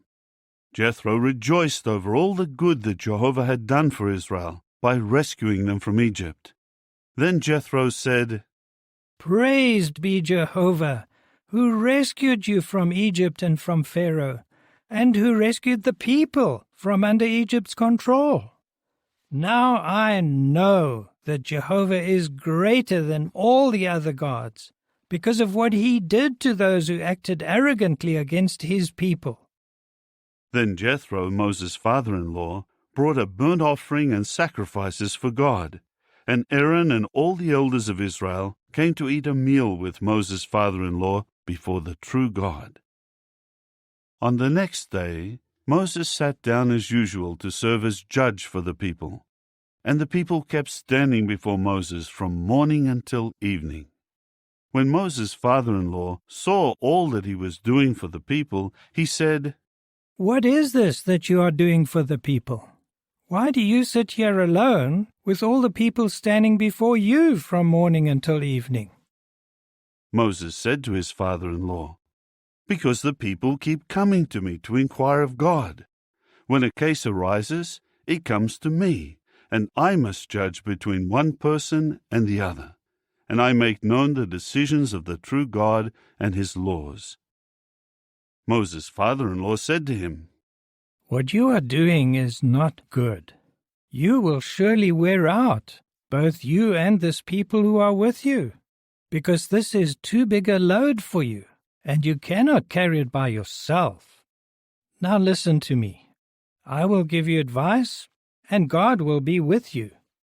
You serve as representative for the people before the true God, and you must bring the cases to the true God. You should warn them about what the regulations and the laws are, and make known to them the way in which they should walk, and the work that they should do. But you should select from the people capable men, fearing God, trustworthy men, hating dishonest profit, and appoint these over them as chiefs over thousands, chiefs over hundreds, chiefs over 50s, and chiefs over 10s. They should judge the people when cases arise, and they will bring every difficult case to you, but every minor case they will decide. Make it easier for yourself by letting them share the load along with you. If you do this, and God so commands you, you will be able to stand the strain, and everyone will go home satisfied. Moses immediately listened to his father-in-law and did all that he had said. Moses chose capable men out of all Israel and appointed them heads over the people, as chiefs of thousands, chiefs of hundreds, chiefs of 50s, and chiefs of 10s.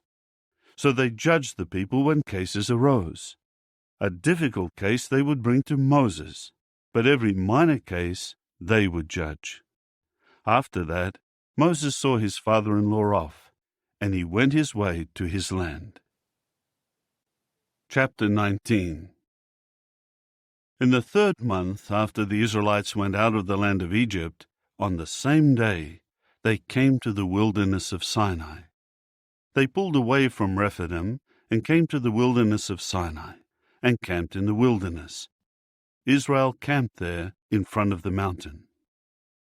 Then Moses went up to the true God, and Jehovah called to him from the mountain, saying, This is what you are to say to the house of Jacob, and to tell the Israelites. You have seen for yourselves what I did to the Egyptians, in order to carry you on wings of eagles and bring you to myself.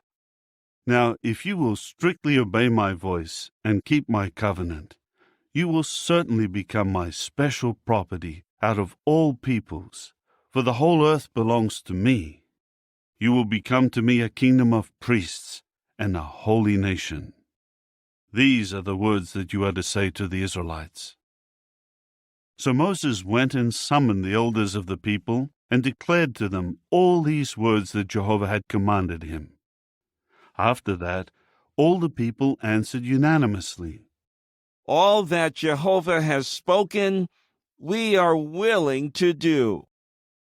Moses immediately took the people's response to Jehovah. And Jehovah said to Moses, Look, I am coming to you in a dark cloud, so that the people may hear when I speak with you, and so that they may always put faith in you as well. Then Moses reported the words of the people to Jehovah. Then Jehovah said to Moses, Go to the people and sanctify them today and tomorrow, and they must wash their clothing.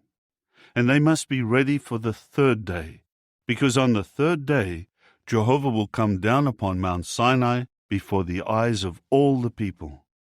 You must set boundaries for the people all around it, and tell them, Beware of going up to the mountain or touching its border. Anybody touching the mountain will surely be put to death. No hand is to touch him, but he will either be stoned or be shot through.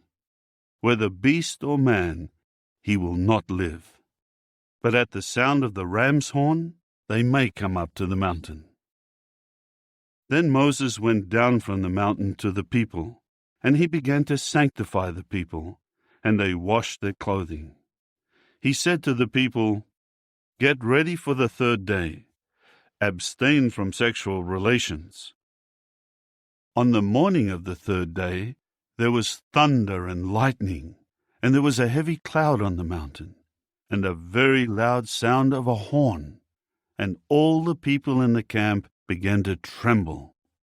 Moses now brought the people out of the camp to meet the true God, and they took their place at the base of the mountain.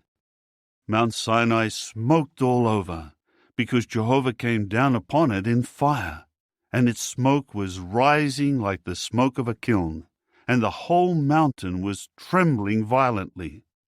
As the sound of the horn grew louder and louder, Moses spoke, and the voice of the true God answered him. So Jehovah came down upon Mount Sinai, to the top of the mountain. Then Jehovah called Moses to the top of the mountain, and Moses went up. Jehovah now said to Moses, Go down and warn the people not to try to force their way through to look at Jehovah, or many of them will perish. And let the priests who regularly come near to Jehovah sanctify themselves, so that Jehovah may not strike them. Moses then said to Jehovah, The people are not able to come up to Mount Sinai, because you already warned us, saying, Set boundaries around the mountain, and make it sacred. However, Jehovah said to him, Go, descend, and come back up, you and Aaron with you. But do not let the priests and the people force their way through to come up to Jehovah, so that he may not strike them. So Moses descended to the people and told them. Chapter 20. Then God spoke all these words.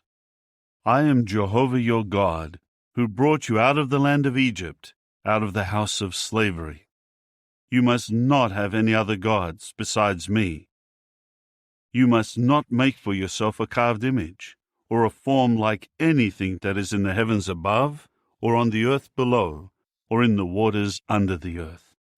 You must not bow down to them, nor be enticed to serve them. For I, Jehovah your God, am a God who requires exclusive devotion, bringing punishment for the error of fathers upon sons, upon the third generation, and upon the fourth generation of those who hate me, but showing loyal love to the 1,000th generation of those who love me and keep my commandments. You must not take up the name of Jehovah your God in a worthless way, for Jehovah will not leave unpunished the one who takes up his name in a worthless way. Remember the Sabbath day to keep it sacred. You are to labor and do all your work for 6 days, but the 7th day is a Sabbath to Jehovah your God. You must not do any work, neither you nor your son nor your daughter, nor your slave man nor your slave girl, nor your domestic animal, nor your foreign resident who is inside your settlements. For in 6 days Jehovah made the heavens and the earth, the sea, and all that is in them, and he began to rest on the 7th day. That is why Jehovah blessed the Sabbath day and made it sacred. Honor your father and your mother, so that you may live a long time in the land that Jehovah your God is giving you. You must not murder.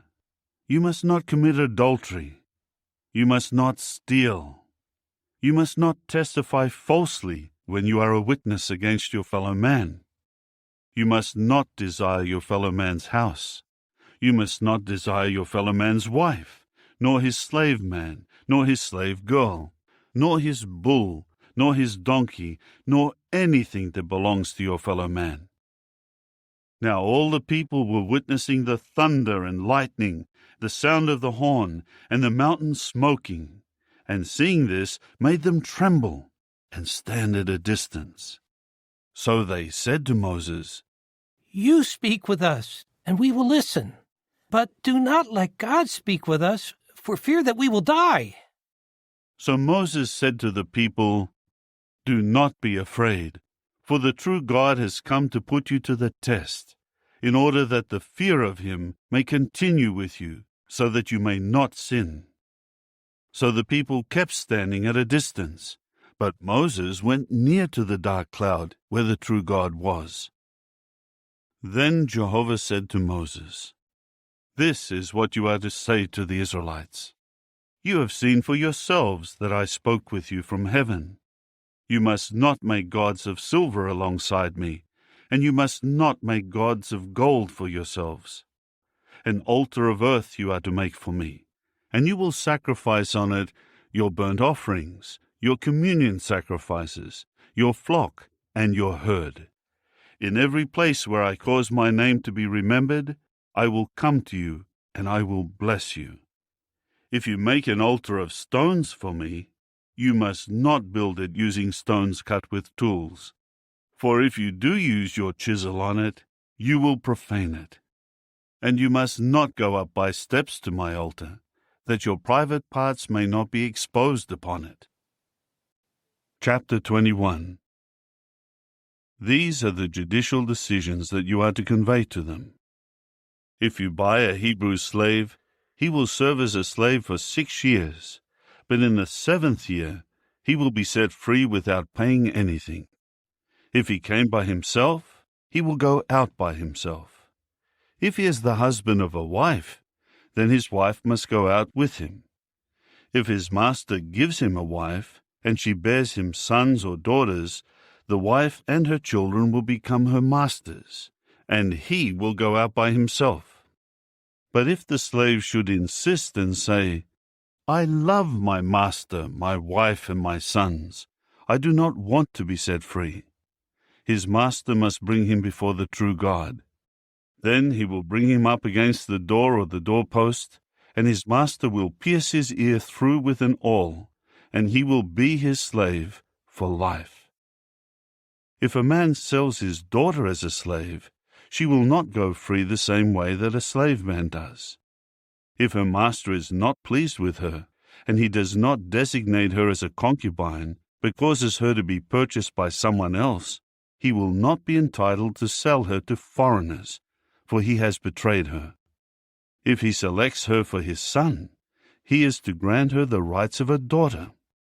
If he takes another wife for himself, the sustenance, the clothing, and the marriage due of the first wife are not to be diminished. If he will not render these 3 things to her, then she is to go free, without paying any money. Anyone who strikes a man so that he dies must be put to death.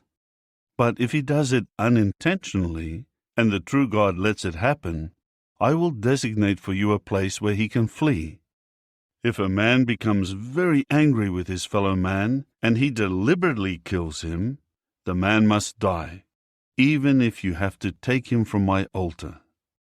One who strikes his father or his mother must be put to death.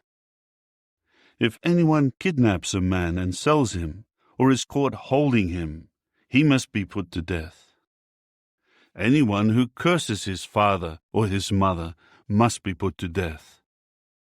This is what should happen if men quarrel, and one strikes his fellow man with a stone or a fist, and he does not die, but is confined to his bed.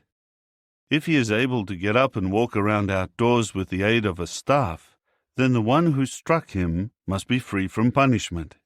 He will only make compensation for the time the injured man lost from his work, until he is completely healed.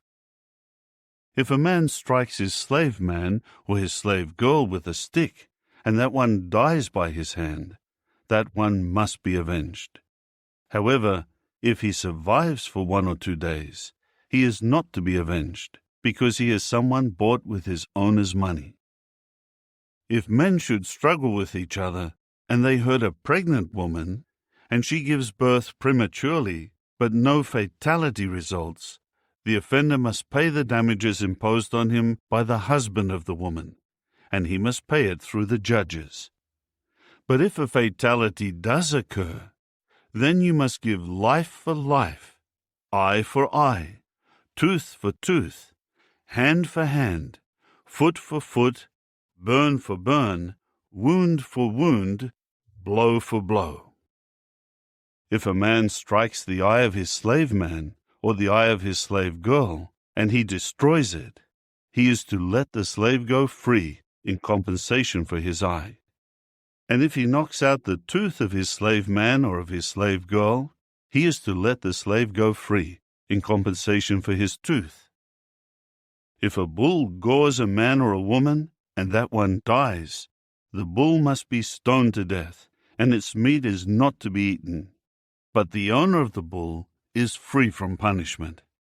But if a bull was in the habit of goring, and its owner had been warned, but he would not keep it under guard, and it killed a man or a woman, the bull is to be stoned, and its owner is also to be put to death.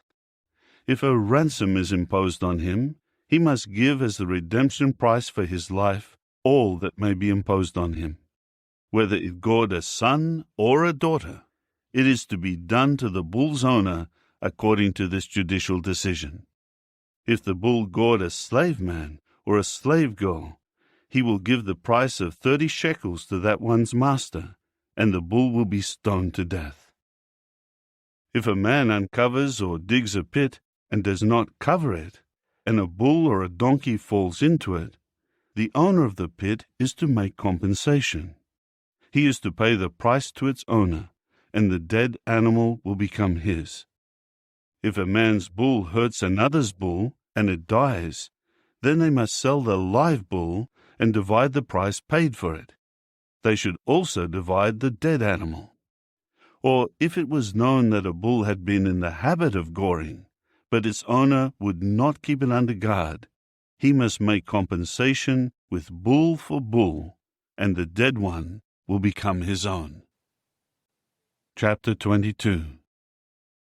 If a man steals a bull or a sheep, and he slaughters or sells it, he is to compensate with 5 bulls for the bull and 4 sheep for the sheep. If a thief is found in the act of breaking in, and he gets struck and dies, there is no blood guilt for him. But if it happens after sunrise, there is blood guilt for him. He must make compensation. If he has nothing, then he must be sold for the things he stole. If what he stole is found alive in his possession, whether it is a bull or a donkey or a sheep, he is to make double compensation.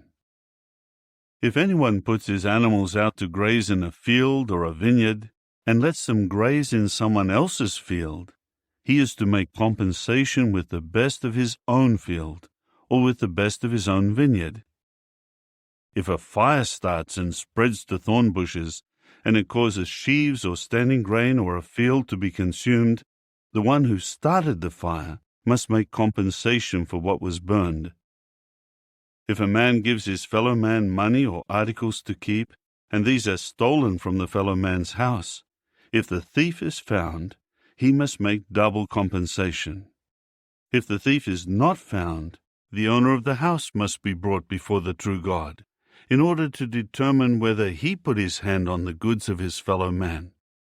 In all cases of illegal possession of goods, concerning a bull, a donkey, a sheep, a garment, or anything lost of which he may say, "This is mine," both parties will present their case before the true God.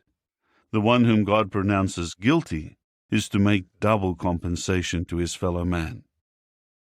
If a man gives his fellow man a donkey, or a bull, or a sheep, or any domestic animal to keep, and it dies, or gets maimed, or gets led away while nobody is looking, there should be an oath made between them before Jehovah, that he did not lay his hand on the goods of his fellow man, and the owner must accept it. The other man is not to make compensation.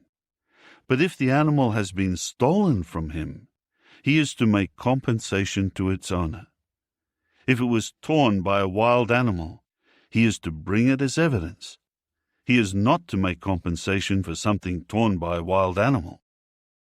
But if anybody asks to borrow an animal from his fellow man, and it gets maimed, or it dies while its owner is not with it, the man who borrowed it must make compensation. If its owner is with it, he is not to make compensation. If it was hired, the money paid for the hire is the compensation. Now, if a man seduces a virgin who is not engaged, and he lies down with her, he must pay the bride price for her to become his wife.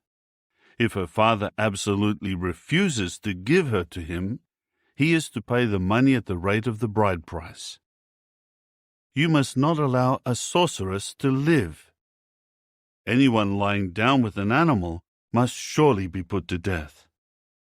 Whoever sacrifices to any gods but Jehovah alone is to be devoted to destruction. You must not mistreat a foreign resident or oppress him, for you were foreign residents in the land of Egypt. You must not afflict any widow or fatherless child. If you afflict him at all, so that he cries out to me, I will unfailingly hear his outcry, and my anger will blaze, and I will kill you with the sword, and your wives will become widows, and your children will be fatherless. If you lend money to anyone poor of my people, someone who is dwelling with you, you must not become like a money lender to him. You must not charge him interest. If you seize the garment of your fellow man as security for a loan, you are to return it to him by sunset, for it is his only covering, his clothing to cover his body. In what will he lie down to sleep? When he cries out to me, I will certainly hear, for I am compassionate. You must not curse God, nor curse a chieftain among your people. You must not hesitate to make offerings from your abundant produce and the overflow of your presses. The firstborn of your sons you are to give to me. This is what you should do with your bull and your sheep. 7 days it will continue with its mother. On the 8th day you are to give it to me. You should prove yourselves holy people to me, and you must not eat the flesh of anything in the field that has been torn by a wild animal. You should throw it to the dogs. Chapter 23. You must not spread a report that is not true.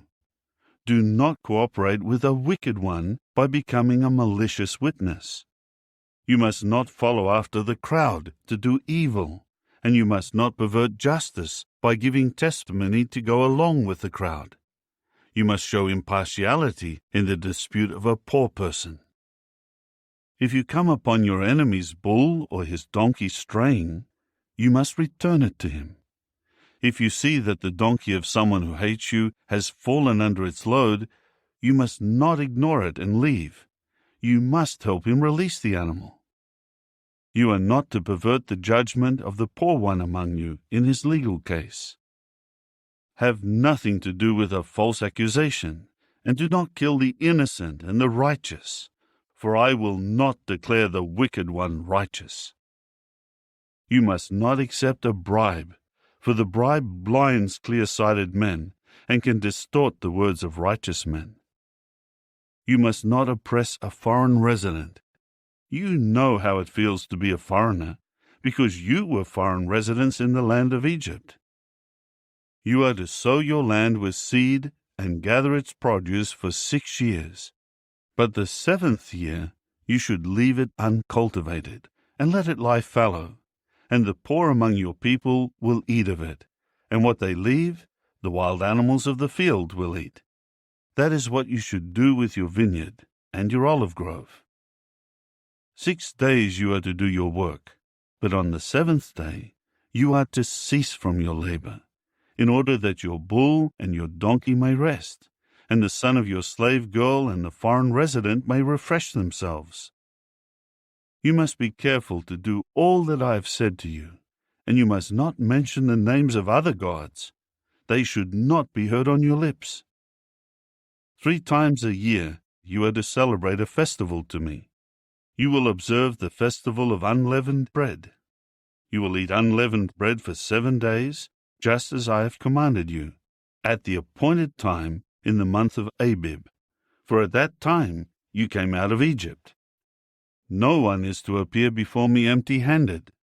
Also, you are to observe the festival of harvest, of the first ripe fruits of your labors, of what you sow in the field, and the festival of ingathering at the end of the year, when you gather in from the field the results of your labors.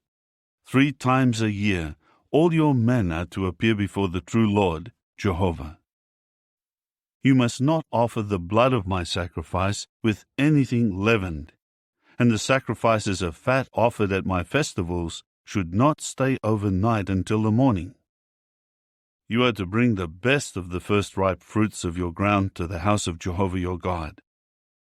You must not boil a young goat in its mother's milk. I am sending an angel ahead of you to guard you on the way, and to bring you into the place that I have prepared. Pay attention to him, and obey his voice. Do not rebel against him, for he will not pardon your transgressions, because my name is in him.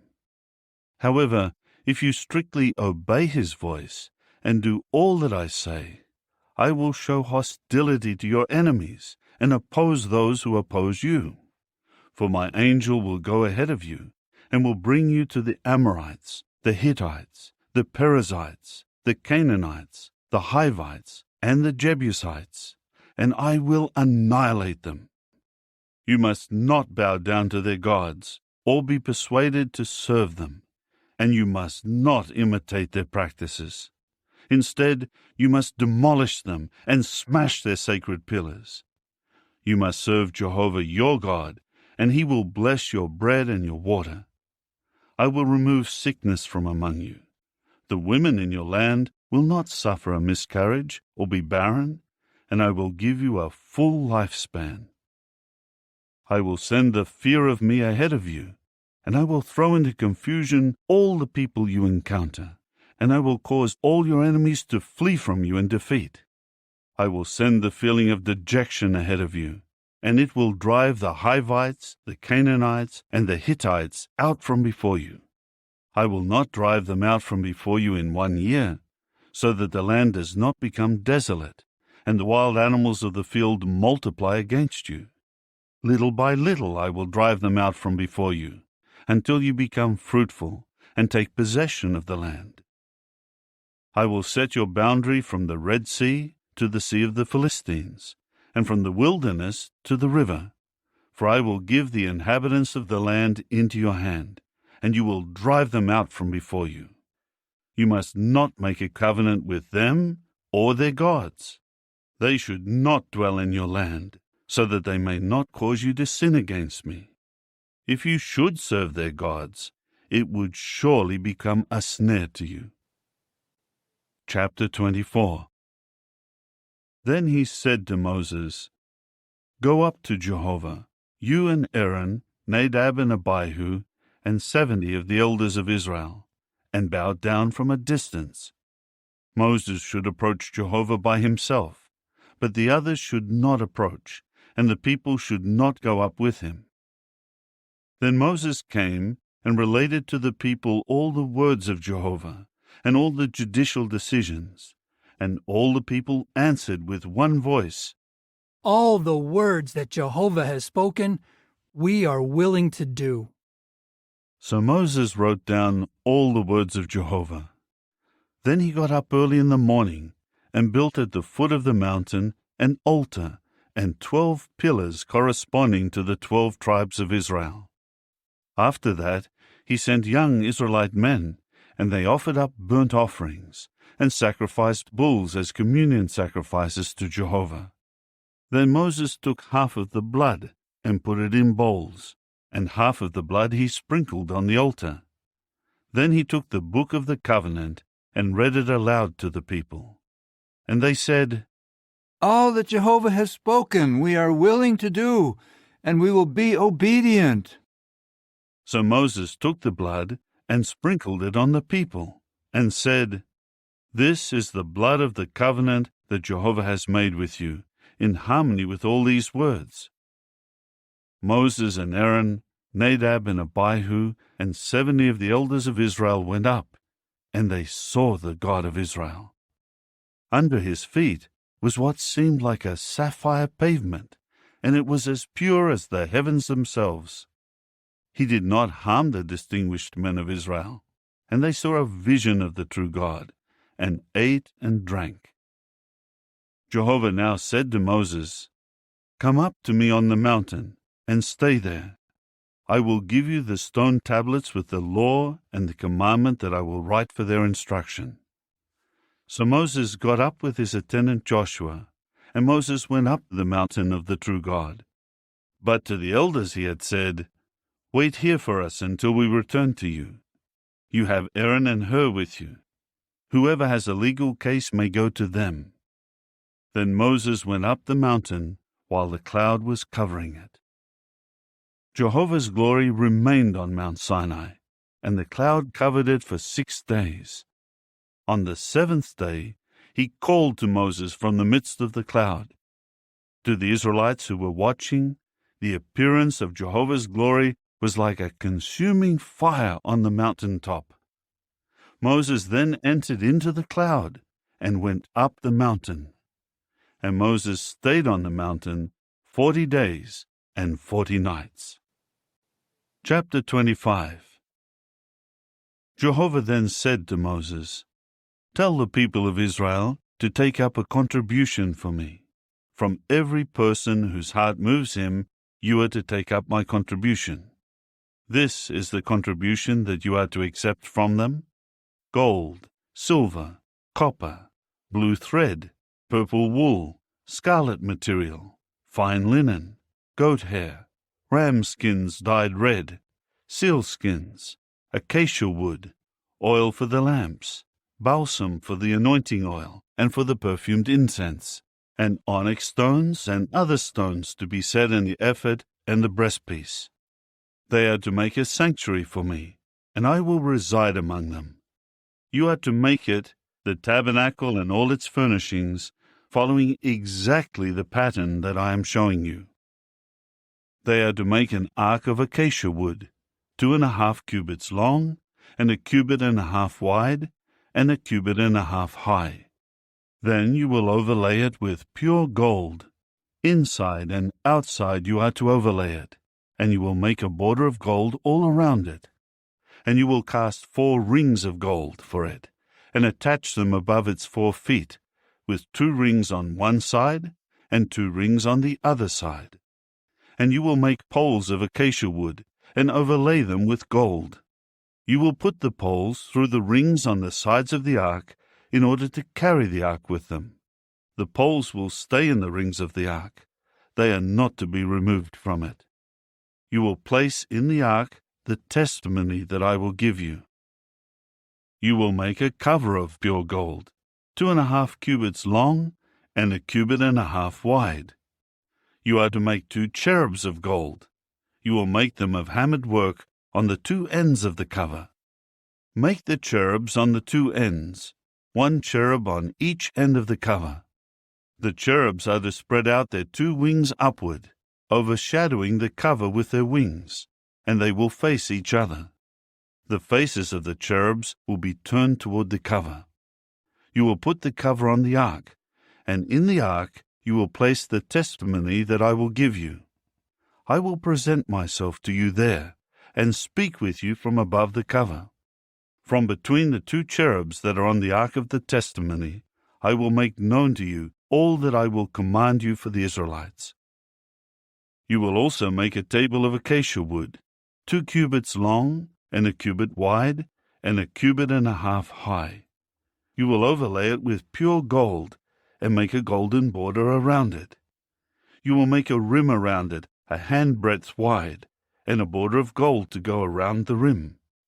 You will make for it 4 rings of gold, and place the rings on the 4 corners, where the 4 legs are attached. The rings are to be close to the rim as holders for the poles for carrying the table. You will make the poles of acacia wood, and overlay them with gold, and carry the table with them. You will also make its dishes, its cups, and its pitchers and bowls from which they will pour drink offerings. You are to make them out of pure gold, and you will put the showbread on the table before me constantly. You will make a lampstand of pure gold. The lampstand is to be made of hammered work. Its base, its stem, its branches, its cups, its knobs, and its blossoms will be one piece. And 6 branches will extend out from the sides of the lampstand, 3 branches from one side, and 3 branches from the other side. 3 cups shaped like almond flowers will be on the one set of branches, with knobs and blossoms alternating, and 3 cups shaped like almond flowers on the other set of branches, with knobs and blossoms alternating. This is how the 6 branches will extend out from the stem of the lampstand. On the stem of the lampstand are 4 cups shaped like almond flowers, with its knobs and its blossoms alternating. A knob will be under the first 2 branches that extend out of the stem, and a knob under the next 2 branches, and a knob under the next 2 branches, for the 6 branches extending out from the stem. The knobs and the branches and the whole lampstand are to be one piece of pure hammered gold. You will make 7 lamps for it, and when the lamps are lit, they will shine on the area in front of it. Its snuffers and its fire holders are to be of pure gold. It should be made, along with these utensils, from a talent of pure gold. See that you make them after their pattern that was shown to you on the mountain. Chapter 26. You are to make the tabernacle with 10 tent cloths of fine twisted linen, blue thread, purple wool, and scarlet material. You are to make them with embroidered cherub designs. Each tent cloth will be 28 cubits long and 4 cubits wide. All the tent cloths are to be the same size. 5 tent cloths are to be joined one to another to form a series, and the other 5 tent cloths will be joined in a series. You will make loops of blue thread on the edge of the one tent cloth at the end of the series, and you are to do the same on the outermost edge of the other set, where it will join. You will make 50 loops on the one tent cloth, and 50 loops on the edge of the other tent cloth, so that they will be opposite each other where they join. You are to make 50 gold clasps, and join the tent cloths together with the clasps, and the tabernacle will form one unit. You will also make cloths of goat hair for the tent over the tabernacle. You will make 11 tent cloths. Each tent cloth will be 30 cubits long and 4 cubits wide. All 11 tent cloths are to be the same size. You are to join 5 of the tent cloths together, and join the other 6 tent cloths together, and you are to fold over the 6th tent cloth at the front of the tent. And you are to make 50 loops on the edge of the one tent cloth, the outermost one in the series, and 50 loops on the edge of the tent cloth at the other place where they join. You are to make 50 copper clasps, and put the clasps in the loops and join the tent together, and it will become one unit. The remaining part of the tent cloths will serve as an overhanging. Half of the tent cloth that remains will hang over the back of the tabernacle. The remaining length of the cloths of the tent will serve as an overhanging for the tabernacle, by 1 cubit on each side, in order to cover it. You will also make a covering for the tent of ram skins dyed red, and over that a covering of seal skins. You will make the panel frames for the tabernacle out of acacia wood, standing upright. Each panel frame is to be 10 cubits high and 1.5 cubits wide. Each panel frame has 2 tenons, joined to each other. That is how you should make all the panel frames of the tabernacle. You are to make 20 panel frames for the south side of the tabernacle, facing south. You will make 40 silver socket pedestals under the 20 panel frames, 2 socket pedestals under the 1 panel frame for its 2 tenons, and 2 socket pedestals under each following panel frame for its 2 tenons. For the other side of the tabernacle, the northern side, make 20 panel frames and their 40 silver socket pedestals, 2 socket pedestals under 1 panel frame, and 2 socket pedestals under each following panel frame. For the rear section of the tabernacle to the west, you will make 6 panel frames. You will make 2 panel frames to serve as the 2 rear corner posts of the tabernacle. They should be doubled from the bottom to the top, up to the first ring. This should be done for both of them, and they will form the 2 corner posts. And there will be 8 panel frames, and their 16 silver socket pedestals, 2 socket pedestals under the 1 panel frame, and 2 socket pedestals under each following panel frame. You will make bars of acacia wood, 5 for the panel frames of the one side of the tabernacle, and 5 bars for the panel frames of the other side of the tabernacle, and 5 bars for the panel frames of the side of the tabernacle to the west, for the rear section. The middle bar that runs along the center of the panel frames should extend from end to end. You will overlay the panel frames with gold, and you will make their rings of gold as holders for the bars, and you will overlay the bars with gold. You must set up the tabernacle according to its plan that you were shown in the mountain. You are to make a curtain of blue thread, purple wool, scarlet material, and fine twisted linen. It will be made with cherubs embroidered on it. You will hang it on 4 pillars of acacia, overlaid with gold. Their hooks are to be of gold. The pillars are set on 4 socket pedestals of silver. You will hang the curtain under the clasps, and bring the ark of the testimony there within the curtain. The curtain will make a division for you, between the holy and the most holy. You must put the cover on the ark of the testimony in the most holy. You will place the table outside the curtain, with the lampstand opposite the table on the south side of the tabernacle, and the table you will put on the north side. You will make a screen for the entrance of the tent out of blue thread, purple wool, scarlet material, and fine twisted linen woven together. You will make 5 pillars of acacia for the screen, and overlay them with gold. Their hooks are to be of gold, and you will cast 5 socket pedestals of copper for them. Chapter 27. You will make the altar of acacia wood. It will be 5 cubits long and 5 cubits wide. The altar should be square and 3 cubits high. You will make horns on its 4 corners. The horns will be part of the altar, and you will overlay the altar with copper. You will make buckets for clearing away its ashes, along with shovels, bowls, forks, and fire holders, and you will make all its utensils of copper. You will make a grating for the altar, a network of copper, and on the network 4 rings of copper at its 4 corners. You will set it down below the rim of the altar, and the network will extend partway down into the altar. You will make poles of acacia wood for the altar, and overlay them with copper. The poles will be inserted into the rings, so that the poles are on the two sides of the altar when it is carried. You will make the altar in the form of a hollow chest of planks. It should be made just as he showed you on the mountain. You will make the courtyard of the tabernacle. For the south side, facing south, the courtyard will have hanging curtains of fine twisted linen, 100 cubits long for the one side. It will have 20 pillars, with 20 copper socket pedestals. The hooks of the pillars and their connectors are of silver. The hanging curtains for the north side will also be 100 cubits long, along with its 20 pillars and their 20 copper socket pedestals, with silver hooks and connectors for the pillars.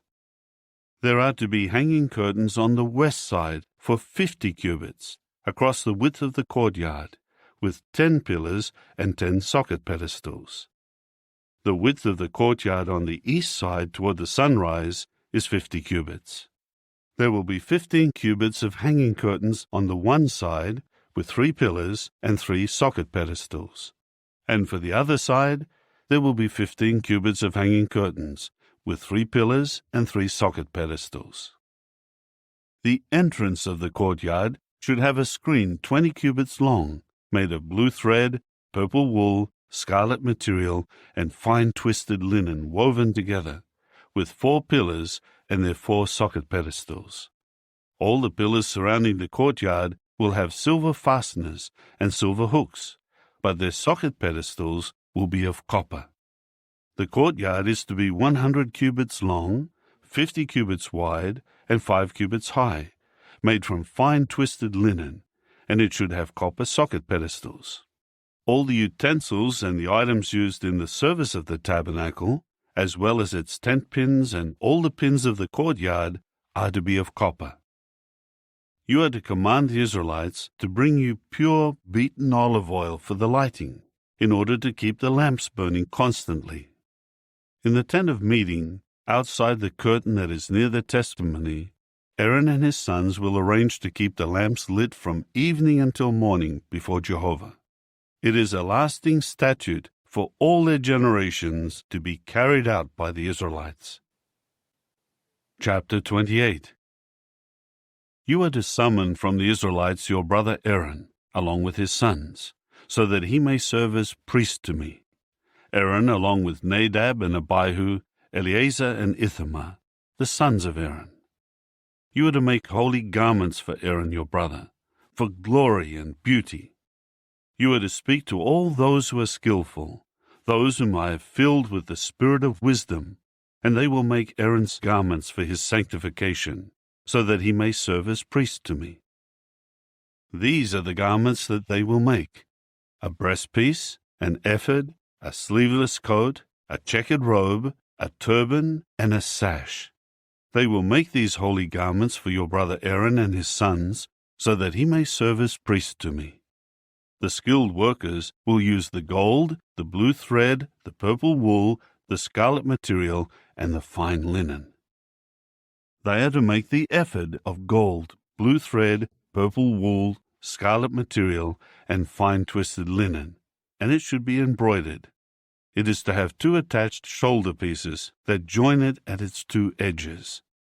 The woven belt, which is attached to the ephod for tying it securely in position, should be of the same materials: gold, blue thread, purple wool, scarlet material, and fine twisted linen. You are to take 2 onyx stones and engrave on them the names of the sons of Israel, 6 names on the one stone, and the 6 remaining names on the other stone, in the order of their births. A stone engraver will engrave the names of the sons of Israel on the 2 stones, as he would engrave a seal. Then you are to have them mounted in gold settings. You are to put the 2 stones on the shoulder pieces of the ephod, as memorial stones for the sons of Israel, and Aaron must carry their names before Jehovah on his 2 shoulder pieces as a memorial.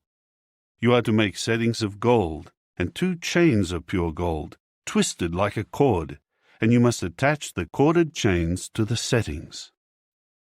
You are to have an embroiderer make the breastpiece of judgment. It should be made like the ephod, out of gold, blue thread, purple wool, scarlet material, and fine twisted linen. It should be square when doubled, a span long and a span wide.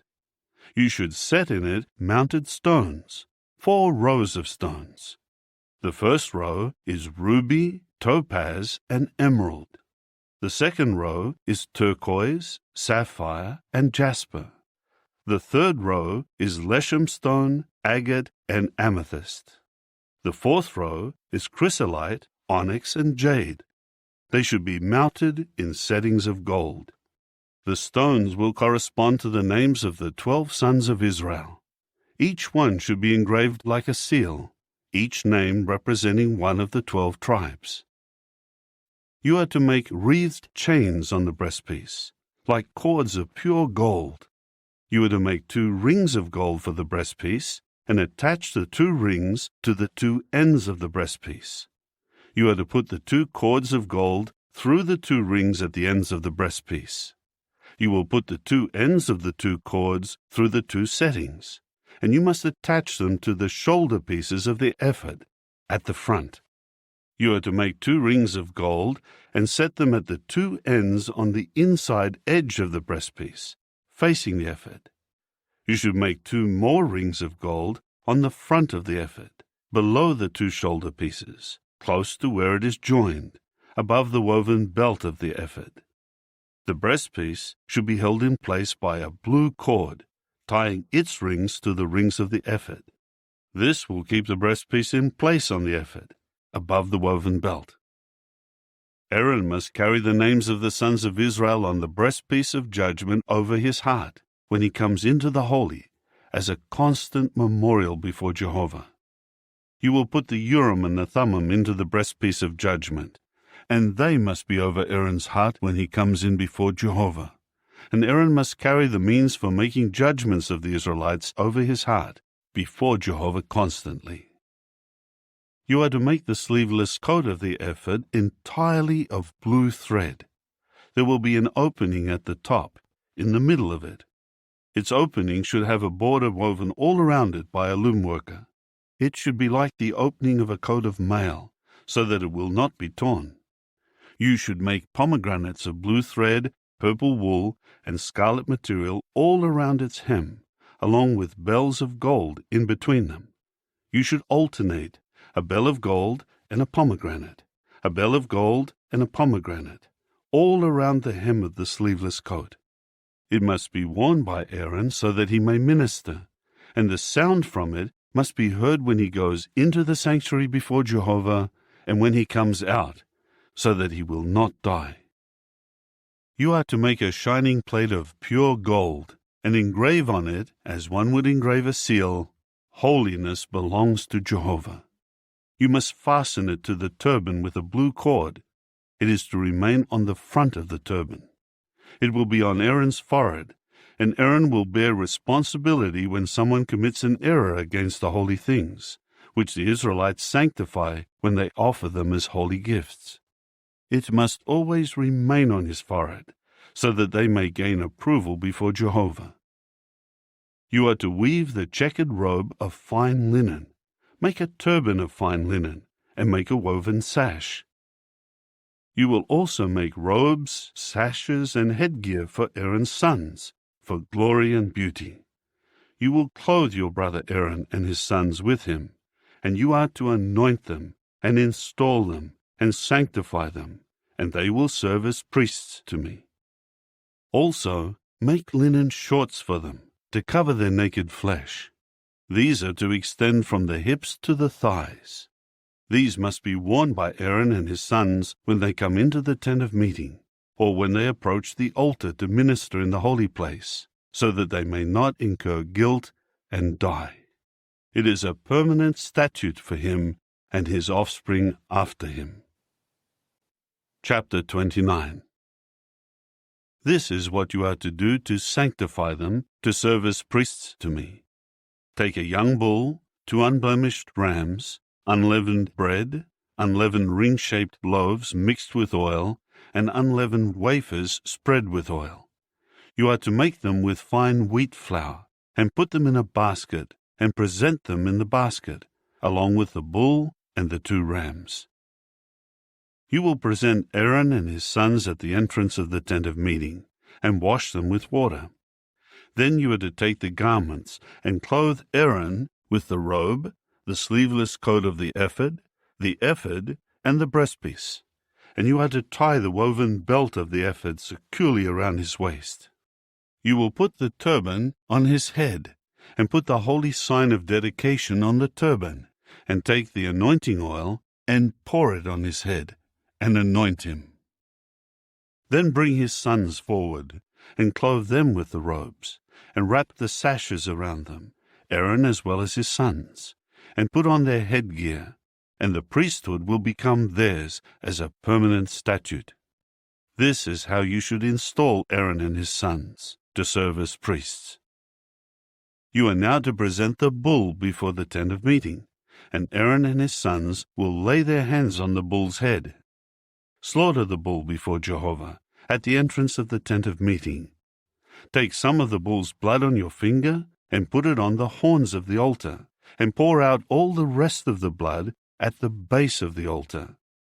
Then take all the fat that covers the intestines, the appendage on the liver, and the 2 kidneys and the fat that is on them, and burn them, so that they smoke on the altar. But the bull's flesh, and its skin, and its dung, you will burn with fire outside the camp. It is a sin offering. Then take the 1 ram, and Aaron and his sons are to lay their hands on the ram's head. Slaughter the ram, and take its blood and sprinkle it on all sides of the altar. Cut the ram into its pieces, and wash its intestines and its shanks, and arrange the pieces together with its head. You must burn the entire ram, making it smoke on the altar. It is a burnt offering to Jehovah, a pleasing aroma. It is an offering made by fire to Jehovah.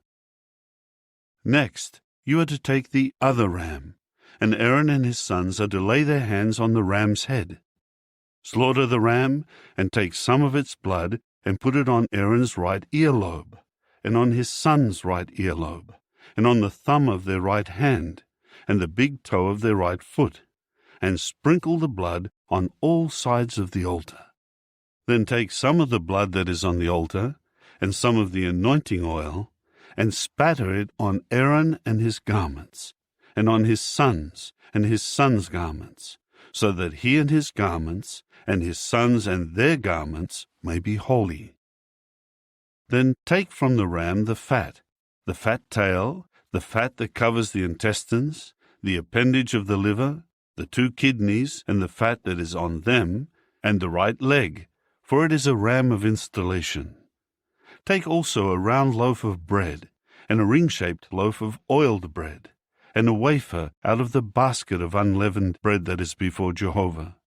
You must place them all in the hands of Aaron and in the hands of his sons, and you are to wave them back and forth as a wave offering before Jehovah.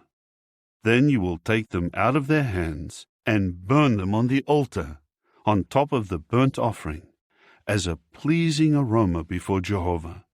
It is an offering made by fire to Jehovah. Then take the breast of the ram of installation, which is offered in behalf of Aaron, and wave it back and forth as a wave offering before Jehovah, and it will become your portion. You are to sanctify the breast of the wave offering, and the leg of the sacred portion that was waved and that was taken from the ram of installation, from what was offered for Aaron and for his sons. It is to become Aaron's and his sons by a permanent regulation to be carried out by the Israelites, for it is a sacred portion, and it will become a sacred portion to be given by the Israelites. It is their sacred portion for Jehovah from their communion sacrifices. The holy garments that belong to Aaron will be used by his sons after him when they are anointed and installed as priests. The priest from among his sons who succeeds him and who comes into the tent of meeting to minister in the holy place will wear them for 7 days. You will take the ram of installation and boil its flesh in a holy place. Aaron and his sons will eat the flesh of the ram, and the bread that is in the basket at the entrance of the tent of meeting. They are to eat the things with which atonement was made to install them as priests and to sanctify them. But an unauthorized person may not eat them, for they are something holy. If any of the flesh of the installation sacrifice and of the bread is left over until the morning, then you must burn what is left with fire. It must not be eaten, for it is something holy. You are to do this way to Aaron and his sons, according to all that I have commanded you. You will take 7 days to install them as priests. You will offer the bull of the sin offering daily for an atonement, and you are to purify the altar from sin by making atonement for it, and you must anoint it to sanctify it. You will take 7 days to make atonement for the altar, and you must sanctify it so that it may become a most holy altar. Anyone who touches the altar is to be holy. This is what you will offer on the altar: 2 one-year-old rams each day continually. Offer the one young ram in the morning and the other ram at twilight. 1/10 part of an ephah measure of fine flour mixed with 1/4 of a hin of beaten oil and a drink offering of 1/4 of a hin of wine will go for the first young ram. You will offer the second young ram at twilight, along with the same grain and drink offerings as in the morning. You will render it as a pleasing aroma, an offering made by fire to Jehovah. It is to be a regular burnt offering throughout your generations at the entrance of the tent of meeting before Jehovah, where I will present myself to you, to speak to you there. I will present myself there to the Israelites, and it will be sanctified by my glory. I will sanctify the tent of meeting and the altar, and I will sanctify Aaron and his sons, so that they may serve as priests to me. I will reside among the people of Israel, and I will be their God. And they will certainly know that I am Jehovah their God, who brought them out of the land of Egypt, so that I may reside among them. I am Jehovah their God. Chapter 30. You are to make an altar as a place for burning incense. You will make it of acacia wood. It should be square, 1 cubit long, 1 cubit wide, and 2 cubits high. Its horns will be one piece with it. You are to overlay it with pure gold, its top surface, its sides all around, and its horns, and you are to make a gold border around it. You will also make 2 rings of gold for it below its border, on 2 opposite sides, and these will hold the poles used to carry it. Make the poles of acacia wood, and overlay them with gold. You are to put it before the curtain that is near the ark of the testimony, before the cover that is over the testimony, where I will present myself to you. Aaron will burn perfumed incense on it, making it smoke on the altar when he maintains the lamps each morning. Also, when Aaron lights the lamps at twilight, he will burn the incense. It is a regular incense offering before Jehovah throughout your generations. You must not offer on it unauthorized incense, or a burnt offering, or a grain offering, and you must not pour a drink offering on it. Aaron must make atonement on its horns once a year. With some of the blood of the sin offering of the atonement, he will make atonement for it once a year throughout your generations. It is most holy to Jehovah. Then Jehovah said to Moses, "Whenever you take a census and count the sons of Israel, each one must give a ransom for his life to Jehovah at the time of the census. This is so that no plague may be brought upon them when they are registered. This is what all those who are registered will give: 1/2 shekel by the standard shekel of the holy place. 20 gerahs equal a shekel. 1/2 shekel is the contribution to Jehovah. Everyone registered who is 20 years old and up will give Jehovah's contribution. The rich should not give more, and the poor should not give less than the 1/2 shekel, as a contribution to Jehovah to make atonement for your lives. You are to take the silver money of the atonement from the Israelites and give it in behalf of the service of the tent of meeting. that it may serve as a remembrance before Jehovah for the Israelites, to make atonement for your lives. Jehovah spoke further to Moses, saying, Make a copper basin and its stand for washing. Then place it between the tent of meeting and the altar, and put water into it. Aaron and his sons will wash their hands and their feet there. When they go into the tent of meeting, or when they approach the altar to minister and to make offerings of fire and smoke to Jehovah, they will wash with water, so that they do not die. They must wash their hands and their feet, so that they may not die, and it must serve as a permanent regulation for them, for him and his offspring throughout their generations. Jehovah continued to speak to Moses, Next, take the choicest perfumes, 500 units of solidified myrrh, and half that amount, 250 units, of sweet cinnamon, 250 units of sweet calamus, and 500 units of cassia, measured by the standard shekel of the holy place, along with a hin of olive oil. Then make out of it a holy anointing oil. It should be skillfully blended together. It is to be a holy anointing oil. You are to anoint the tent of meeting and the ark of the testimony with it, as well as the table and all its utensils, the lampstand and its utensils, the altar of incense, the altar of burnt offering and all its utensils, and the basin and its stand. You must sanctify them, that they may become most holy. Anyone touching them is to be holy. And you will anoint Aaron and his sons, and sanctify them to serve as priests to me. You will speak to the Israelites, saying, This is to continue as a holy anointing oil to me during your generations. It is not to be applied to the flesh of mankind, and you must not make anything with a composition like it. It is something holy. It is to continue as something holy for you.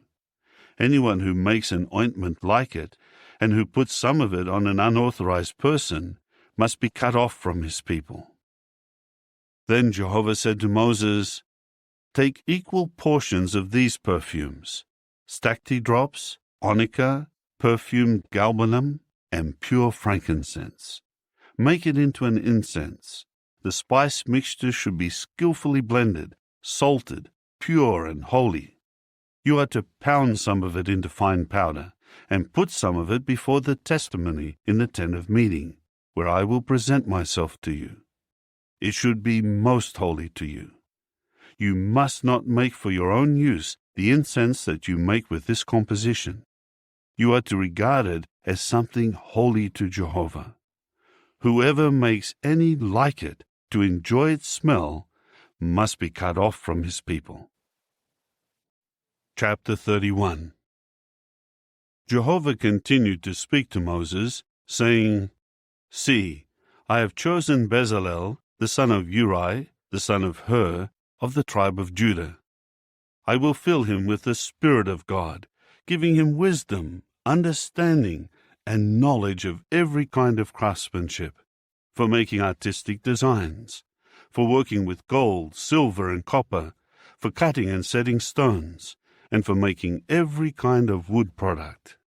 Moreover, to assist him I have appointed Aholiab, the son of Ahisamach, of the tribe of Dan, and I am putting wisdom into the heart of all those who are skillful, so that they may make everything I have commanded you: the tent of meeting, the ark of the testimony, and the cover that is on it, all the equipment of the tent, the table and its utensils, the lampstand of pure gold, and all its utensils, the altar of incense, the altar of burnt offering, and all its utensils, the basin and its stand, the finely woven garments, the holy garments for Aaron the priest, the garments of his sons to serve as priests, the anointing oil, and the perfumed incense for the sanctuary.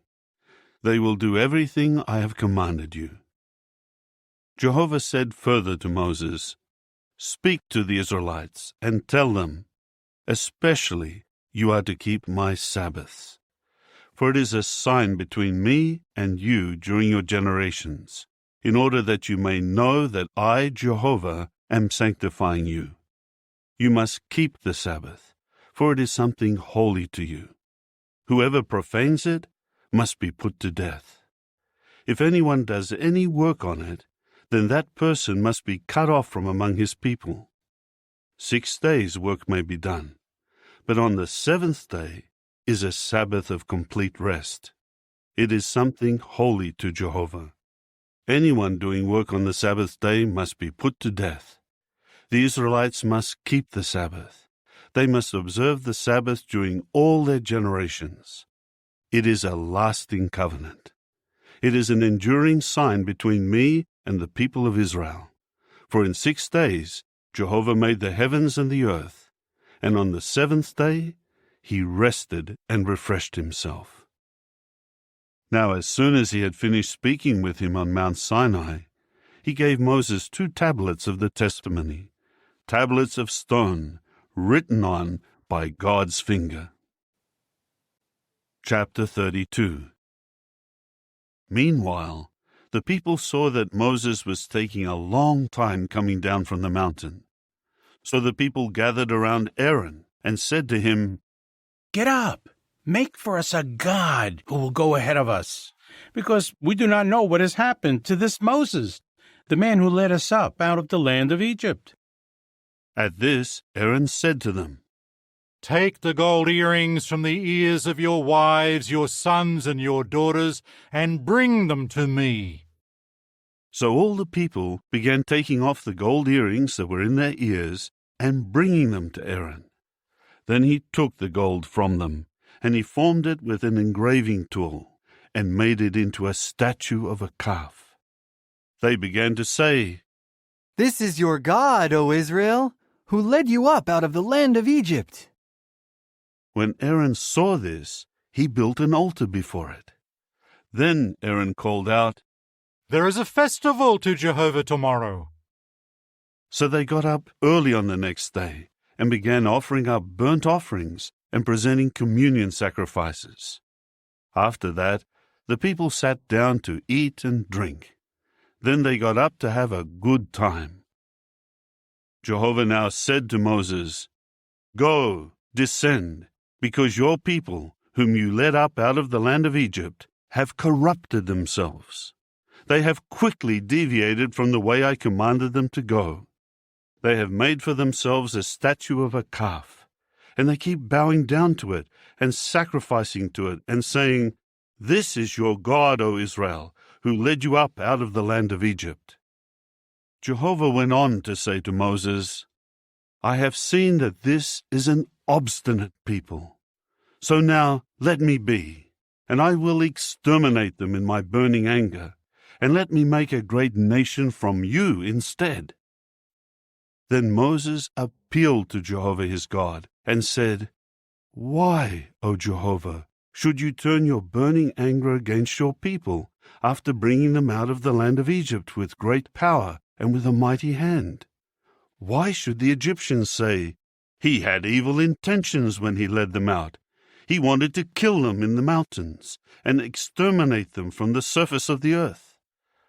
Turn from your burning anger and reconsider your decision to bring this calamity on your people. Remember your servants, Abraham, Isaac, and Israel, to whom you swore by yourself and said, 'I will multiply your offspring like the stars of the heavens, and I will give all this land that I have designated to your offspring, so that they may take it as a permanent possession.'" So Jehovah began to reconsider the calamity that he had spoken of bringing on his people. Moses then turned and went down from the mountain with the 2 tablets of the testimony in his hand. The tablets were inscribed on both sides. They were written on the front and on the back. The tablets were the workmanship of God, and the writing was the writing of God engraved on the tablets. When Joshua began to hear the noise of the people because of their shouting, he said to Moses, "There is the sound of battle in the camp." But Moses said, "It is not the sound of singing over a victory, and it is not the sound of wailing over a defeat. I hear the sound of another kind of singing. As soon as Moses got near the camp and saw the calf and the dancers, his anger began to blaze, and he threw the tablets from his hands and shattered them at the foot of the mountain. He took the calf that they had made, and he burned it with fire and crushed it into powder. Then he scattered it on the water and made the Israelites drink it. And Moses said to Aaron, "What did this people do to you, that you have brought a great sin upon them?" Aaron replied, "Do not be enraged, my lord. You well know that the people are inclined to do evil. So they said to me, 'Make for us a god who will go ahead of us, for we do not know what has happened to this Moses, the man who led us up out of the land of Egypt.' So I said to them, 'Whoever has any gold must take it off and give it to me.' Then I threw it into the fire, and out came this calf." Moses saw that the people were unrestrained, for Aaron had let them go unrestrained, so that they were a disgrace before their opposers. Then Moses took his position in the gate of the camp and said, "Who is on Jehovah's side? Come to me." And all the Levites gathered around him. He now said to them, "This is what Jehovah the God of Israel has said. Each of you must fasten on his sword and pass through all the camp from gate to gate, killing his brother, his neighbor, and his close companion." The Levites did what Moses said. So about 3,000 men were killed on that day. Then Moses said, "Set yourselves apart for Jehovah today, for each of you has gone against his own son and his own brother. Today he will give you a blessing." On the very next day, Moses said to the people, "You committed a very great sin, and now I will go up to Jehovah to see if I can make amends for your sin." So Moses returned to Jehovah and said, "What a great sin this people has committed! They made themselves a god of gold. But now, if you are willing, pardon their sin. If not, please wipe me out from your book that you have written."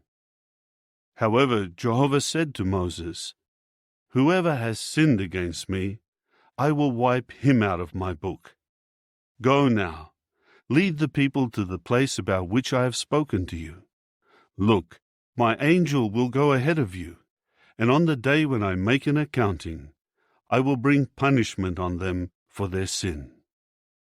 Then Jehovah began plaguing the people because they had made the calf, the one that Aaron had made. Chapter 33. Jehovah said further to Moses, "Go on your way from here with the people whom you led up out of the land of Egypt. Journey to the land about which I swore to Abraham, Isaac, and Jacob, saying, 'To your offspring I will give it.' I will send an angel ahead of you, and drive out the Canaanites, the Amorites, the Hittites, the Perizzites, the Hivites, and the Jebusites. Go up to a land flowing with milk and honey. But I will not go in the midst of you, for you are an obstinate people, and I might exterminate you on the way." When the people heard this harsh word, they began to mourn, and not one of them put on his ornaments. Jehovah said to Moses, "Say to the Israelites, 'You are an obstinate people. In one moment I could go through the midst of you and exterminate you. So now keep your ornaments off, while I consider what to do to you.'" So from Mount Horeb onward, the Israelites refrained from wearing their ornaments. Now Moses took his tent and pitched it outside the camp, at some distance from the camp, and he called it a tent of meeting.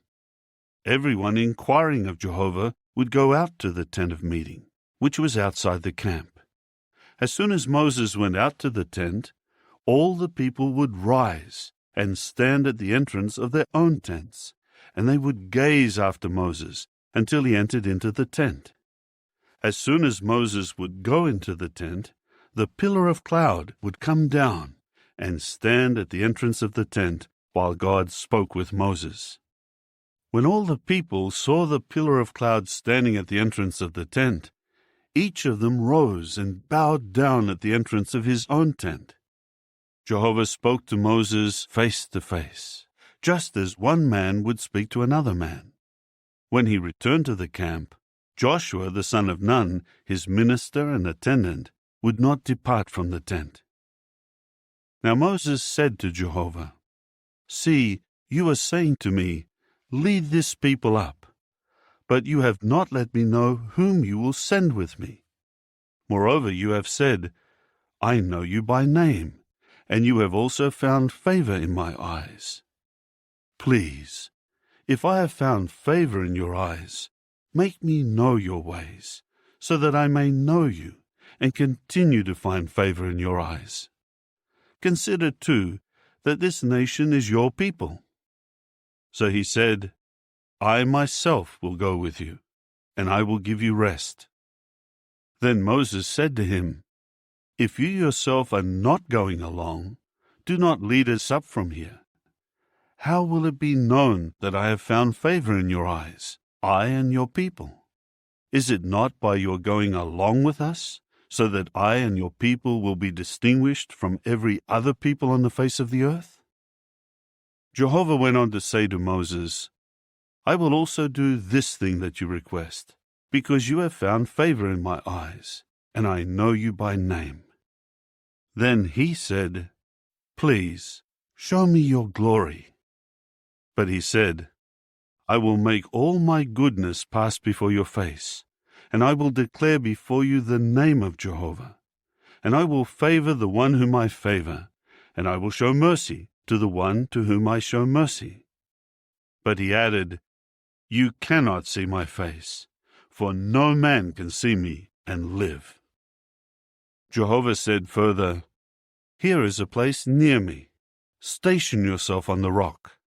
When my glory is passing by, I will place you in a crevice of the rock, and I will shield you with my hand until I have passed by. After that, I will take my hand away, and you will see my back, but my face may not be seen." Chapter 34. Then Jehovah said to Moses, "Carve out for yourself 2 tablets of stone like the first ones, and I will write on the tablets the words that appeared on the first tablets, which you shattered. Get ready for the morning, as you will go up in the morning to Mount Sinai, and station yourself before me there on the top of the mountain. But nobody may go up with you, and nobody else should be seen anywhere on the mountain. Not even the flocks or herds should graze in front of that mountain." So Moses carved out 2 tablets of stone like the first ones, and got up early in the morning and went up Mount Sinai, just as Jehovah had commanded him. And he took the 2 tablets of stone in his hand. Then Jehovah came down in the cloud and stationed himself with him there, and declared the name of Jehovah. Jehovah was passing before him and declaring, "Jehovah, Jehovah, a God merciful and compassionate, slow to anger, and abundant in loyal love and truth, showing loyal love to thousands, pardoning error and transgression and sin. But he will by no means leave the guilty unpunished, bringing punishment for the error of fathers upon sons and upon grandsons, upon the 3rd generation and upon the 4th generation." Moses hurried to bow low to the earth and prostrate himself. Then he said, "If now I have found favor in your eyes, O Jehovah, then please, Jehovah, go along with us in our midst, although we are an obstinate people, and forgive our error and our sin, and take us as your own possession." In turn he said, "Here I am making a covenant. Before all your people, I will do wonderful things that have never been done in all the earth or among all the nations, and all the people among whom you live will see the work of Jehovah, for it is an awe-inspiring thing that I am doing with you." Pay attention to what I am commanding you today. Here I am driving out from before you the Amorites, the Canaanites, the Hittites, the Perizzites, the Hivites, and the Jebusites. Be careful that you do not make a covenant with the inhabitants of the land to which you are going, or it may prove to be a snare among you. But you are to pull down their altars, you are to shatter their sacred pillars, and their sacred poles you are to cut down. You must not bow down to another god, for Jehovah is known for requiring exclusive devotion. Yes, he is a God who requires exclusive devotion. Be careful not to make a covenant with the inhabitants of the land, because when they prostitute themselves to their gods and sacrifice to their gods, someone will invite you, and you will eat from his sacrifice. Then you will surely take some of their daughters for your sons, and their daughters will prostitute themselves to their gods, and cause your sons to prostitute themselves to their gods. You must not make gods of cast metal. You are to observe the festival of unleavened bread. You will eat unleavened bread just as I have commanded you. Do this for 7 days at the appointed time in the month of Abib, because it was in the month of Abib that you came out of Egypt. Every firstborn male is mine, including all your livestock, whether the first male bull or sheep. The firstling of a donkey you are to redeem with a sheep. But if you do not redeem it, then you must break its neck. You are to redeem every firstborn of your sons. No one may appear before me empty-handed. 6 days you are to work, but on the 7th day you will rest. Even during plowing time and in harvest you will rest. And you will celebrate your festival of weeks with the first ripe fruits of the wheat harvest, and the festival of ingathering at the turn of the year. 3 times a year all your men are to appear before the true Lord Jehovah, the God of Israel. For I will drive the nations away from before you, and I will enlarge your territory, and nobody will desire your land while you are going up to see the face of Jehovah your God 3 times a year. You must not offer the blood of my sacrifice along with anything leavened. The sacrifice of the festival of the Passover should not be kept overnight until the morning. The best of the first ripe fruits of your soil you are to bring to the house of Jehovah your God. You must not boil a young goat in its mother's milk. Jehovah went on to say to Moses, You are to write down these words, because in accordance with these words I am making a covenant with you and with Israel. And he remained there with Jehovah 40 days and 40 nights. He ate no bread and drank no water. And he wrote on the tablets the words of the covenant, the 10 Commandments. Moses then came down from Mount Sinai, and the 2 tablets of the testimony were in his hand. When he came down from the mountain, Moses did not know that the skin of his face was emitting rays, because he had been speaking with God. When Aaron and all the Israelites saw Moses, they noticed that the skin of his face emitted rays, and they were afraid to go near him. But Moses called to them. So Aaron and all the chieftains of the assembly came to him, and Moses spoke with them. After that, all the Israelites came near to him, and he gave them all the commands that Jehovah had given him on Mount Sinai. When Moses would finish speaking with them, he would put a veil over his face. But when Moses would go in before Jehovah to speak with him, he would take off the veil until he went out. Then he went out and revealed to the Israelites the commands he had received. And the Israelites saw that the skin of Moses' face emitted rays. Then Moses put the veil back over his face until he went in to speak with God. Chapter 35. Moses later gathered the entire assembly of the Israelites together and said to them, These are the things that Jehovah has commanded to be done. Work may be done for 6 days, but the 7th day will become something holy to you, a Sabbath of complete rest to Jehovah. Anybody doing work on it will be put to death. You must not light a fire in any of your dwelling places on the Sabbath day. Moses then said to the entire assembly of the Israelites, "This is what Jehovah has commanded. Take up a contribution for Jehovah from among yourselves. Let every one with a willing heart bring a contribution for Jehovah.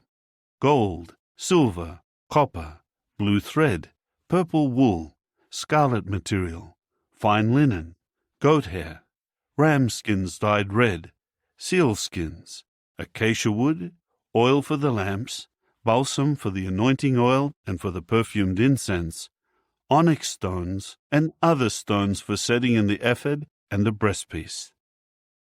Let all who are skilled among you come and make everything that Jehovah has commanded, namely the tabernacle with its tent and its covering, its clasps and its panel frames, its bars, its pillars, and its socket pedestals, the ark and its poles, the cover, and the curtain for the screen, the table and its poles, and all its utensils, and the showbread, the lampstand for light, and its utensils, and its lamps, and the oil for lighting, the altar of incense and its poles, the anointing oil, and the perfumed incense, the screen for the tabernacle's entrance, the altar of burnt offering and its copper grating, its poles, and all its utensils, the basin and its stand, the hanging curtains of the courtyard, its pillars and its socket pedestals, the screen of the entrance to the courtyard, the tent pins of the tabernacle, and the tent pins of the courtyard and their cords, the finely woven garments for ministering in the sanctuary, the holy garments for Aaron the priest, and the garments of his sons for serving as priests. So all the assembly of the Israelites went out from before Moses. Then everyone whose heart impelled him, and everyone whose spirit incited him, came and brought their contribution for Jehovah, to be used for the tent of meeting, for all its service, and for the holy garments. They kept coming, the men along with the women, each with a willing heart, bringing brooches, earrings, rings, and other jewelry, as well as all sorts of articles of gold. They all presented their offerings of gold to Jehovah. And all who had blue thread, purple wool, scarlet material, fine linen, goat hair, ram skins dyed red, and seal skins brought them. All those contributing silver and copper brought Jehovah's contribution, and all who had acacia wood for any part of the work brought it. All the skilled women spun with their hands, and they brought what they had spun, blue thread, purple wool, scarlet material, and fine linen. And all the skilled women whose hearts impelled them spun the goat hair. And the chieftains brought onyx stones and other stones to be set in the ephod and the breastpiece, and the balsam, and the oil for lighting, and for the anointing oil, and for the perfumed incense. All the men and women whose hearts incited them brought something for the work that Jehovah, through Moses, had commanded to be done. The Israelites brought it as a voluntary offering to Jehovah. Then Moses said to the Israelites, "See, Jehovah has chosen Bezalel, the son of Uri, the son of Hur of the tribe of Judah. He has filled him with the Spirit of God, giving him wisdom, understanding, and knowledge of every sort of craftsmanship, for making artistic designs, for working with gold, silver, and copper, for cutting and setting stones, and for making all kinds of artistic wood products. And he has put it into his heart to teach, he and Aholiab, the son of Ahisamach of the tribe of Dan. He has filled them with skill to do all the work of a craftsman, an embroiderer, and a weaver using blue thread, purple wool, scarlet material, and fine linen, and of a loom worker. These men will do every sort of work and prepare every sort of design." Chapter 36. Bezalel will work along with Aholiab and every skilled man to whom Jehovah has given wisdom and understanding, so as to know how to do all the work of the holy service, just as Jehovah has commanded. Moses then called Bezalel and Aholiab, and every skilled man into whose heart Jehovah had put wisdom, everyone whose heart impelled him to volunteer to do the work. Then they took from Moses all the contribution that the Israelites had brought for the work of the holy service. However, these continued to bring him voluntary offerings, morning after morning. Then after they started the holy work, all the skilled workers were coming, one after another, and they were telling Moses, "The people are bringing much more than what is required for the work that Jehovah has commanded to be done." So Moses commanded that an announcement be made throughout the camp, saying, "Men and women, do not bring any more goods for the holy contribution." With that, the people were restrained from bringing in anything else. The goods were enough for all the work to be done, and more than enough. So all the skilled workers made the tabernacle of 10 tent cloths of fine twisted linen, blue thread, purple wool, and scarlet material. He made them with cherubs embroidered on them. Each tent cloth was 28 cubits long and 4 cubits wide. All the tent cloths were the same size. Then he joined 5 of the tent cloths together, and the other 5 tent cloths he joined together. After that, he made loops of blue thread on the edge of the one tent cloth where it would join. He did the same on the edge of the outermost tent cloth at the corresponding place where it would join. He made 50 loops on the one tent cloth and 50 loops on the other edge of the tent cloth at the place where it would join, so that the loops would be opposite one another. Finally, he made 50 gold clasps and joined the tent cloths together with the clasps, so that the tabernacle became one unit. Then he made tent cloths of goat hair for the tent over the tabernacle. He made 11 tent cloths. Each tent cloth was 30 cubits long and 4 cubits wide. The 11 tent cloths were the same size. Then he joined 5 of the tent cloths together, and he joined the other 6 tent cloths together. Next he made 50 loops along the edge of the outermost tent cloth where it joined, and he made 50 loops along the edge of the other tent cloth that joined with it. And he made 50 copper clasps for joining the tent together to become one unit. He made a covering for the tent out of ram skins dyed red, and a covering out of seal skins to go over that.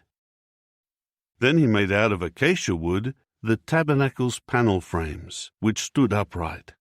Each panel frame was 10 cubits high and 1.5 cubits wide. Each panel frame had 2 tenons joined to each other. That is how he made all the panel frames of the tabernacle.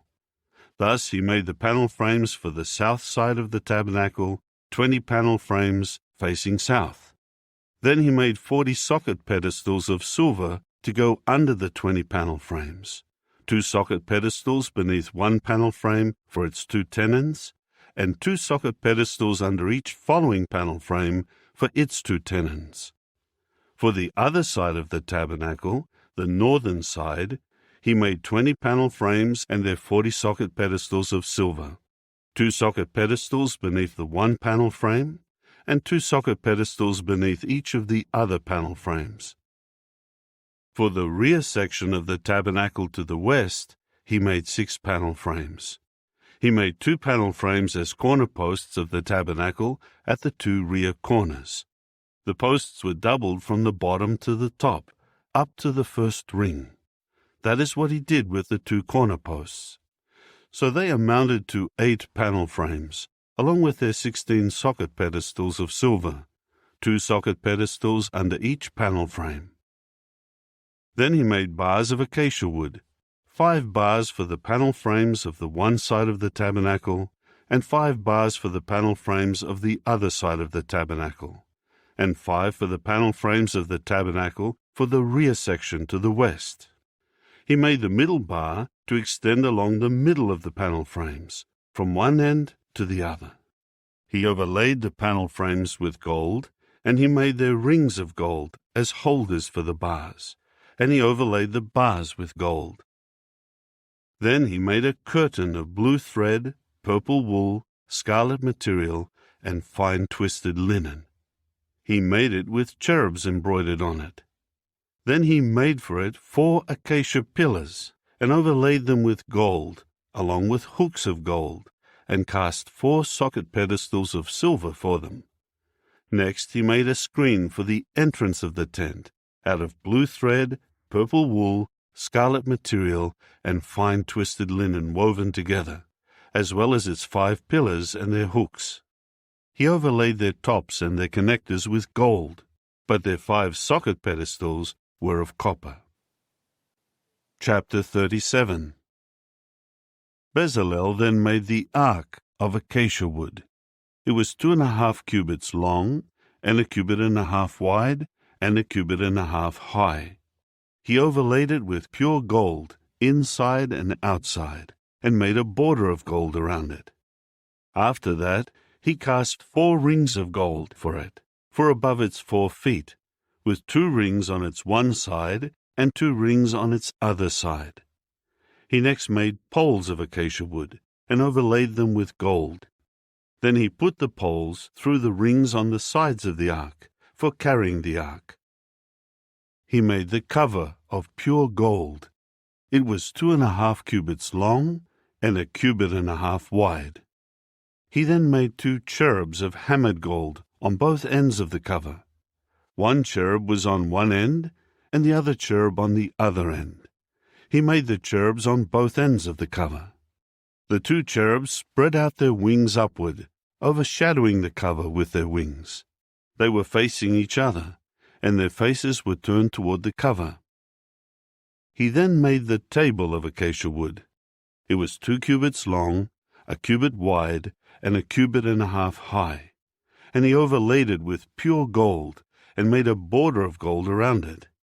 Next he made a rim the width of a handbreadth to go around it, and a border of gold to go around the rim. Further he cast 4 rings of gold for it, and placed the rings on the 4 corners, where the 4 legs were attached. The rings were near the rim, as holders for the poles used for carrying the table. Then he made the poles of acacia wood, and overlaid them with gold for carrying the table. After that he made out of pure gold the utensils that went on the table, its dishes, its cups, and its bowls and pitchers from which drink offerings would be poured. Then he made the lampstand of pure gold. He made the lampstand of hammered work. Its base, its stem, its cups, its knobs, and its blossoms were one piece. 6 branches were extending out from its stem, 3 branches of the lampstand from its one side, and 3 branches from its other side. 3 cups shaped like almond flowers were on the one set of branches, with knobs and blossoms alternating, and 3 cups shaped like almond flowers were on the other set of branches, with knobs and blossoms alternating. This was done for the 6 branches extending out from the stem of the lampstand.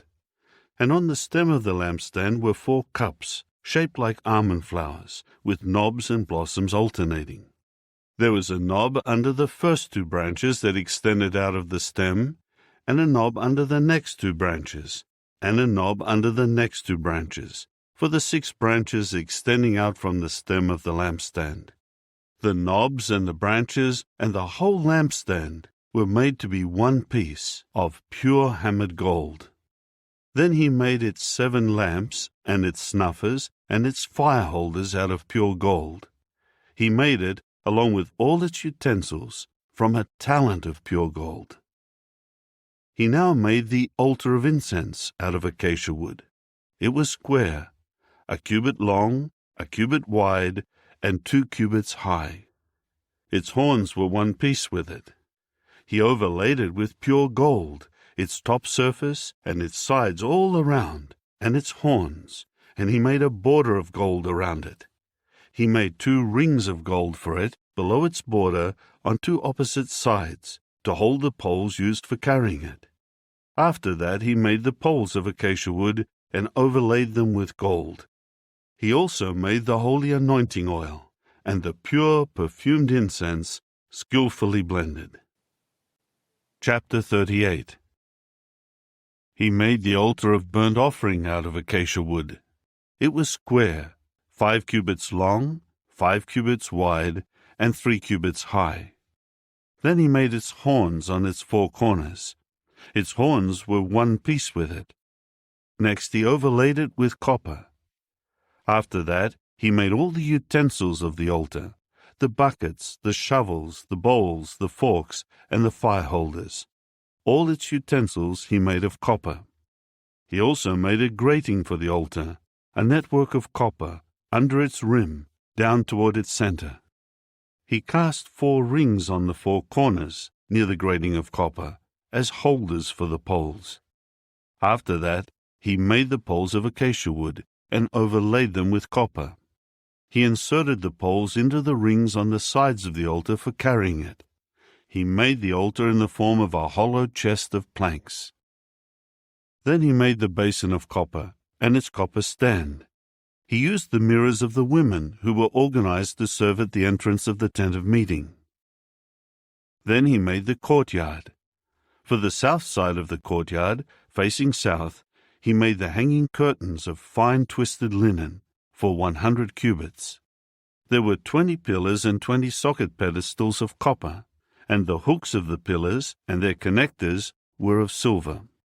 Also, for the north side, there were 100 cubits of hanging curtains. Their 20 pillars and their 20 socket pedestals were of copper. The hooks of the pillars and their connectors were of silver. But for the west side, the hanging curtains were for 50 cubits. There were 10 pillars and 10 socket pedestals, and the hooks of the pillars and their connectors were of silver. The width of the east side, toward the sun rising, was 50 cubits. There were 15 cubits of hanging curtains on the one wing, with 3 pillars and 3 socket pedestals. And for the other wing, on the other side of the entrance of the courtyard, there were hanging curtains for 15 cubits, with 3 pillars and 3 socket pedestals. All the hanging curtains around the courtyard were of fine twisted linen. The socket pedestals for the pillars were of copper. The hooks of the pillars and their connectors were of silver. The tops were overlaid with silver, and there were silver fasteners for all the pillars of the courtyard. The screen of the entrance of the courtyard was woven of blue thread, purple wool, scarlet material, and fine twisted linen. It was 20 cubits long and 5 cubits high, the same height as the hanging curtains of the courtyard. Their 4 pillars and their 4 socket pedestals were made of copper. Their hooks and connectors were of silver, and their tops were overlaid with silver. All the tent pins for the tabernacle and around the courtyard were of copper.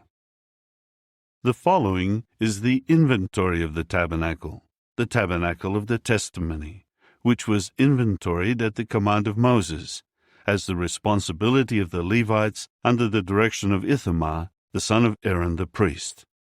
Bezalel, the son of Uri, the son of Hur of the tribe of Judah, did all that Jehovah had commanded Moses.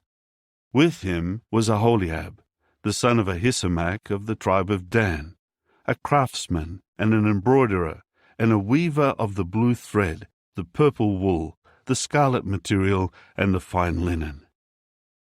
All the gold that was used for all the work of the holy place equaled the amount of the gold of the wave offering, 29 talents and 730 shekels, by the standard shekel of the holy place. And the silver of the ones registered of the assembly was 100 talents and 1,775 shekels, by the standard shekel of the holy place.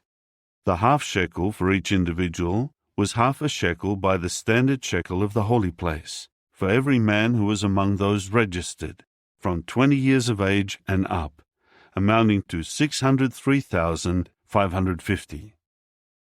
The casting of the socket pedestals of the holy place and the socket pedestals of the curtain amounted to 100 talents.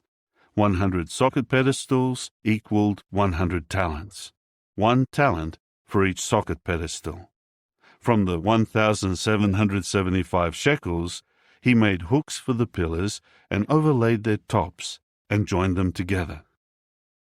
The copper of the offering was 70 talents and 2,400 shekels. With this he made the socket pedestals of the entrance of the tent of meeting, the copper altar and its copper grating, all the utensils of the altar, the socket pedestals around the courtyard, the socket pedestals of the entrance of the courtyard, and all the tent pins of the tabernacle, and all the tent pins around the courtyard. Chapter 39. From the blue thread, the purple wool, and the scarlet material, they made finely woven garments for ministering in the holy place. They made the holy garments that were for Aaron, just as Jehovah had commanded Moses. He made the ephod of gold, blue thread, purple wool, scarlet material, and fine twisted linen. They hammered plates of gold into thin sheets, and he cut it into threads, to work in with the blue thread, the purple wool, the scarlet material, and the fine linen, and it was embroidered. They made shoulder pieces for it that were attached, and it was joined to them at its two edges. And the woven belt, which was attached to the ephod for tying it securely in position, was made of the same material, of gold, blue thread, purple wool, scarlet material, and fine twisted linen, just as Jehovah had commanded Moses. Then they mounted the onyx stones in gold settings, and they engraved them with the names of the sons of Israel, as they would engrave a seal. He placed them on the shoulder pieces of the ephod as memorial stones for the sons of Israel, just as Jehovah had commanded Moses. Then he made the breastpiece with the workmanship of an embroiderer, like the workmanship of the ephod, out of gold, blue thread, purple wool, scarlet material, and fine twisted linen. It was square when doubled. They made the breastpiece, which when doubled was as long and as wide as the span of the hand. They set 4 rows of stones in it. The first row was ruby, topaz, and emerald. The second row was turquoise, sapphire, and jasper. The third row was leshem stone, agate, and amethyst. And the fourth row was chrysolite, onyx, and jade.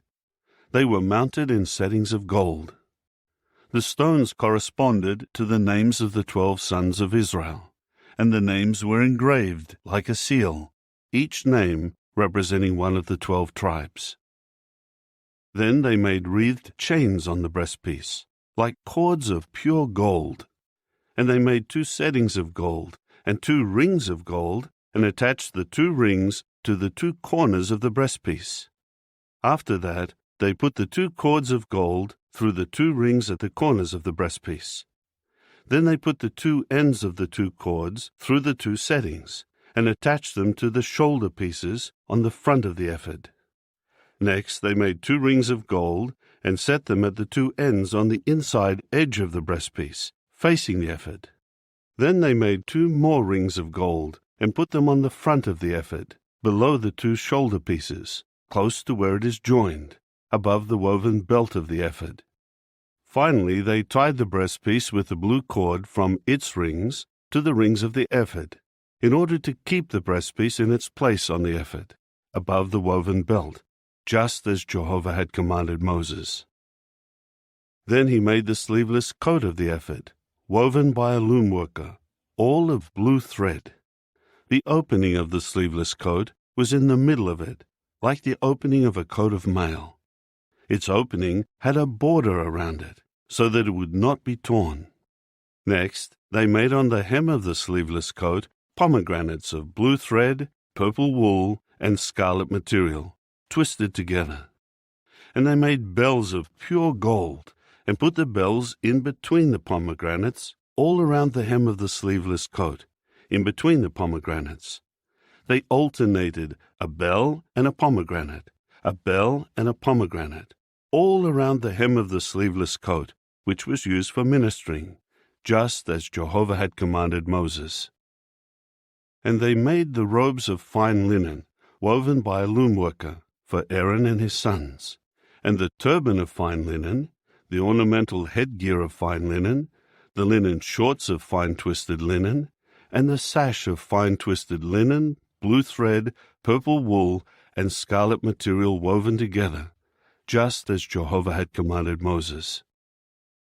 Finally, they made the shining plate, the holy sign of dedication, out of pure gold, and inscribed on it an inscription as one would engrave a seal: "Holiness belongs to Jehovah." They attached to it a cord made from blue thread in order to put it on the turban, just as Jehovah had commanded Moses. So all the work for the tabernacle, the tent of meeting, was completed, and the Israelites did everything that Jehovah had commanded Moses. They did just so. Then they brought the tabernacle to Moses, the tent and all its equipment, its clasps, its panel frames, its bars and its pillars and its socket pedestals, its covering of ram skins dyed red, its covering of seal skins, the curtain for the screen, the ark of the testimony and its poles and the cover, the table, all its utensils and the showbread, the lampstand of pure gold, its lamps, the row of lamps, and all its utensils, and the oil for lighting, the altar of gold, the anointing oil, the perfumed incense, the screen for the entrance of the tent, the altar of copper, and its grating of copper, its poles, all its utensils, the basin and its stand, the hanging curtains of the courtyard, its pillars and its socket pedestals, the screen for the entrance of the courtyard, its tent cords and its tent pins, and all the utensils for the service of the tabernacle, for the tent of meeting, the finely woven garments for ministering in the sanctuary, the holy garments for Aaron the priest, and the garments of his sons for serving as priests. According to all that Jehovah had commanded Moses, that was how the Israelites did all the work. When Moses inspected all their work, he saw that they had done it just as Jehovah had commanded, and Moses blessed them. Chapter 40. Then Jehovah said to Moses, "On the first day of the first month, you are to set up the tabernacle, the tent of meeting. Place the ark of the testimony in it, and screen off the ark with the curtain. You are to bring the table in, and arrange the things that belong on it, and bring in the lampstand, and light its lamps. Then put the golden altar for incense before the ark of the testimony, and put the screen for the entrance of the tabernacle in place. You are to put the altar of burnt offering before the entrance of the tabernacle, the tent of meeting, and place the basin between the tent of meeting and the altar, and put water in it. Then set up the courtyard around it, and put up the screen for the entrance of the courtyard. Next, you are to take the anointing oil, and anoint the tabernacle and all that is in it, and sanctify it and all its utensils, so that it will become something holy. You are to anoint the altar of burnt offering and all its utensils, and sanctify the altar, so that it will become a most holy altar, and anoint the basin and its stand, and sanctify it. Then bring Aaron and his sons near to the entrance of the tent of meeting, and wash them with water. And you are to clothe Aaron with the holy garments, and anoint him and sanctify him, and he will serve as priest to me. After that, bring his sons near, and clothe them with robes. You are to anoint them, just as you anointed their father, so that they will serve as priests to me, and their anointing will serve continually for them as a lasting priesthood during their generations." Moses did according to all that Jehovah had commanded him. He did just so. In the first month, in the second year, on the first day of the month, the tabernacle was set up. When Moses set up the tabernacle, he put its socket pedestals down, set up the panel frames, put its bars in, and set up its pillars. He spread out the tent over the tabernacle, and placed the covering of the tent over it, just as Jehovah had commanded Moses. After that, he took the testimony, and put it into the ark, and placed the poles on the ark, and put the cover on the ark. He brought the ark into the tabernacle, and put the curtain of the screen in place, and screened off the ark of the testimony, just as Jehovah had commanded Moses. Next, he put the table in the tent of meeting, on the north side of the tabernacle outside the curtain, and he arranged the row of bread on it before Jehovah, just as Jehovah had commanded Moses. He placed the lampstand in the tent of meeting, in front of the table, on the south side of the tabernacle. He lit the lamps before Jehovah, just as Jehovah had commanded Moses. He next placed the golden altar in the tent of meeting before the curtain, in order to make perfumed incense smoke on it, just as Jehovah had commanded Moses. Then he put the screen for the entrance of the tabernacle in place. He placed the altar of burnt offering at the entrance of the tabernacle, the tent of meeting, so that he might offer up the burnt offering and the grain offering on it, just as Jehovah had commanded Moses. He then placed the basin between the tent of meeting and the altar, and put water in it for washing. Moses and Aaron and his sons washed their hands and their feet at it. Whenever they went into the tent of meeting, or approached the altar, they would wash, just as Jehovah had commanded Moses. Finally, he set up the courtyard around the tabernacle and the altar, and put up the screen for the entrance of the courtyard. So Moses finished the work, and the cloud began to cover the tent of meeting, and Jehovah's glory filled the tabernacle. Moses was not able to go into the tent of meeting, because the cloud remained over it, and Jehovah's glory filled the tabernacle. And when the cloud lifted from the tabernacle, the Israelites would break camp during all stages of their journey.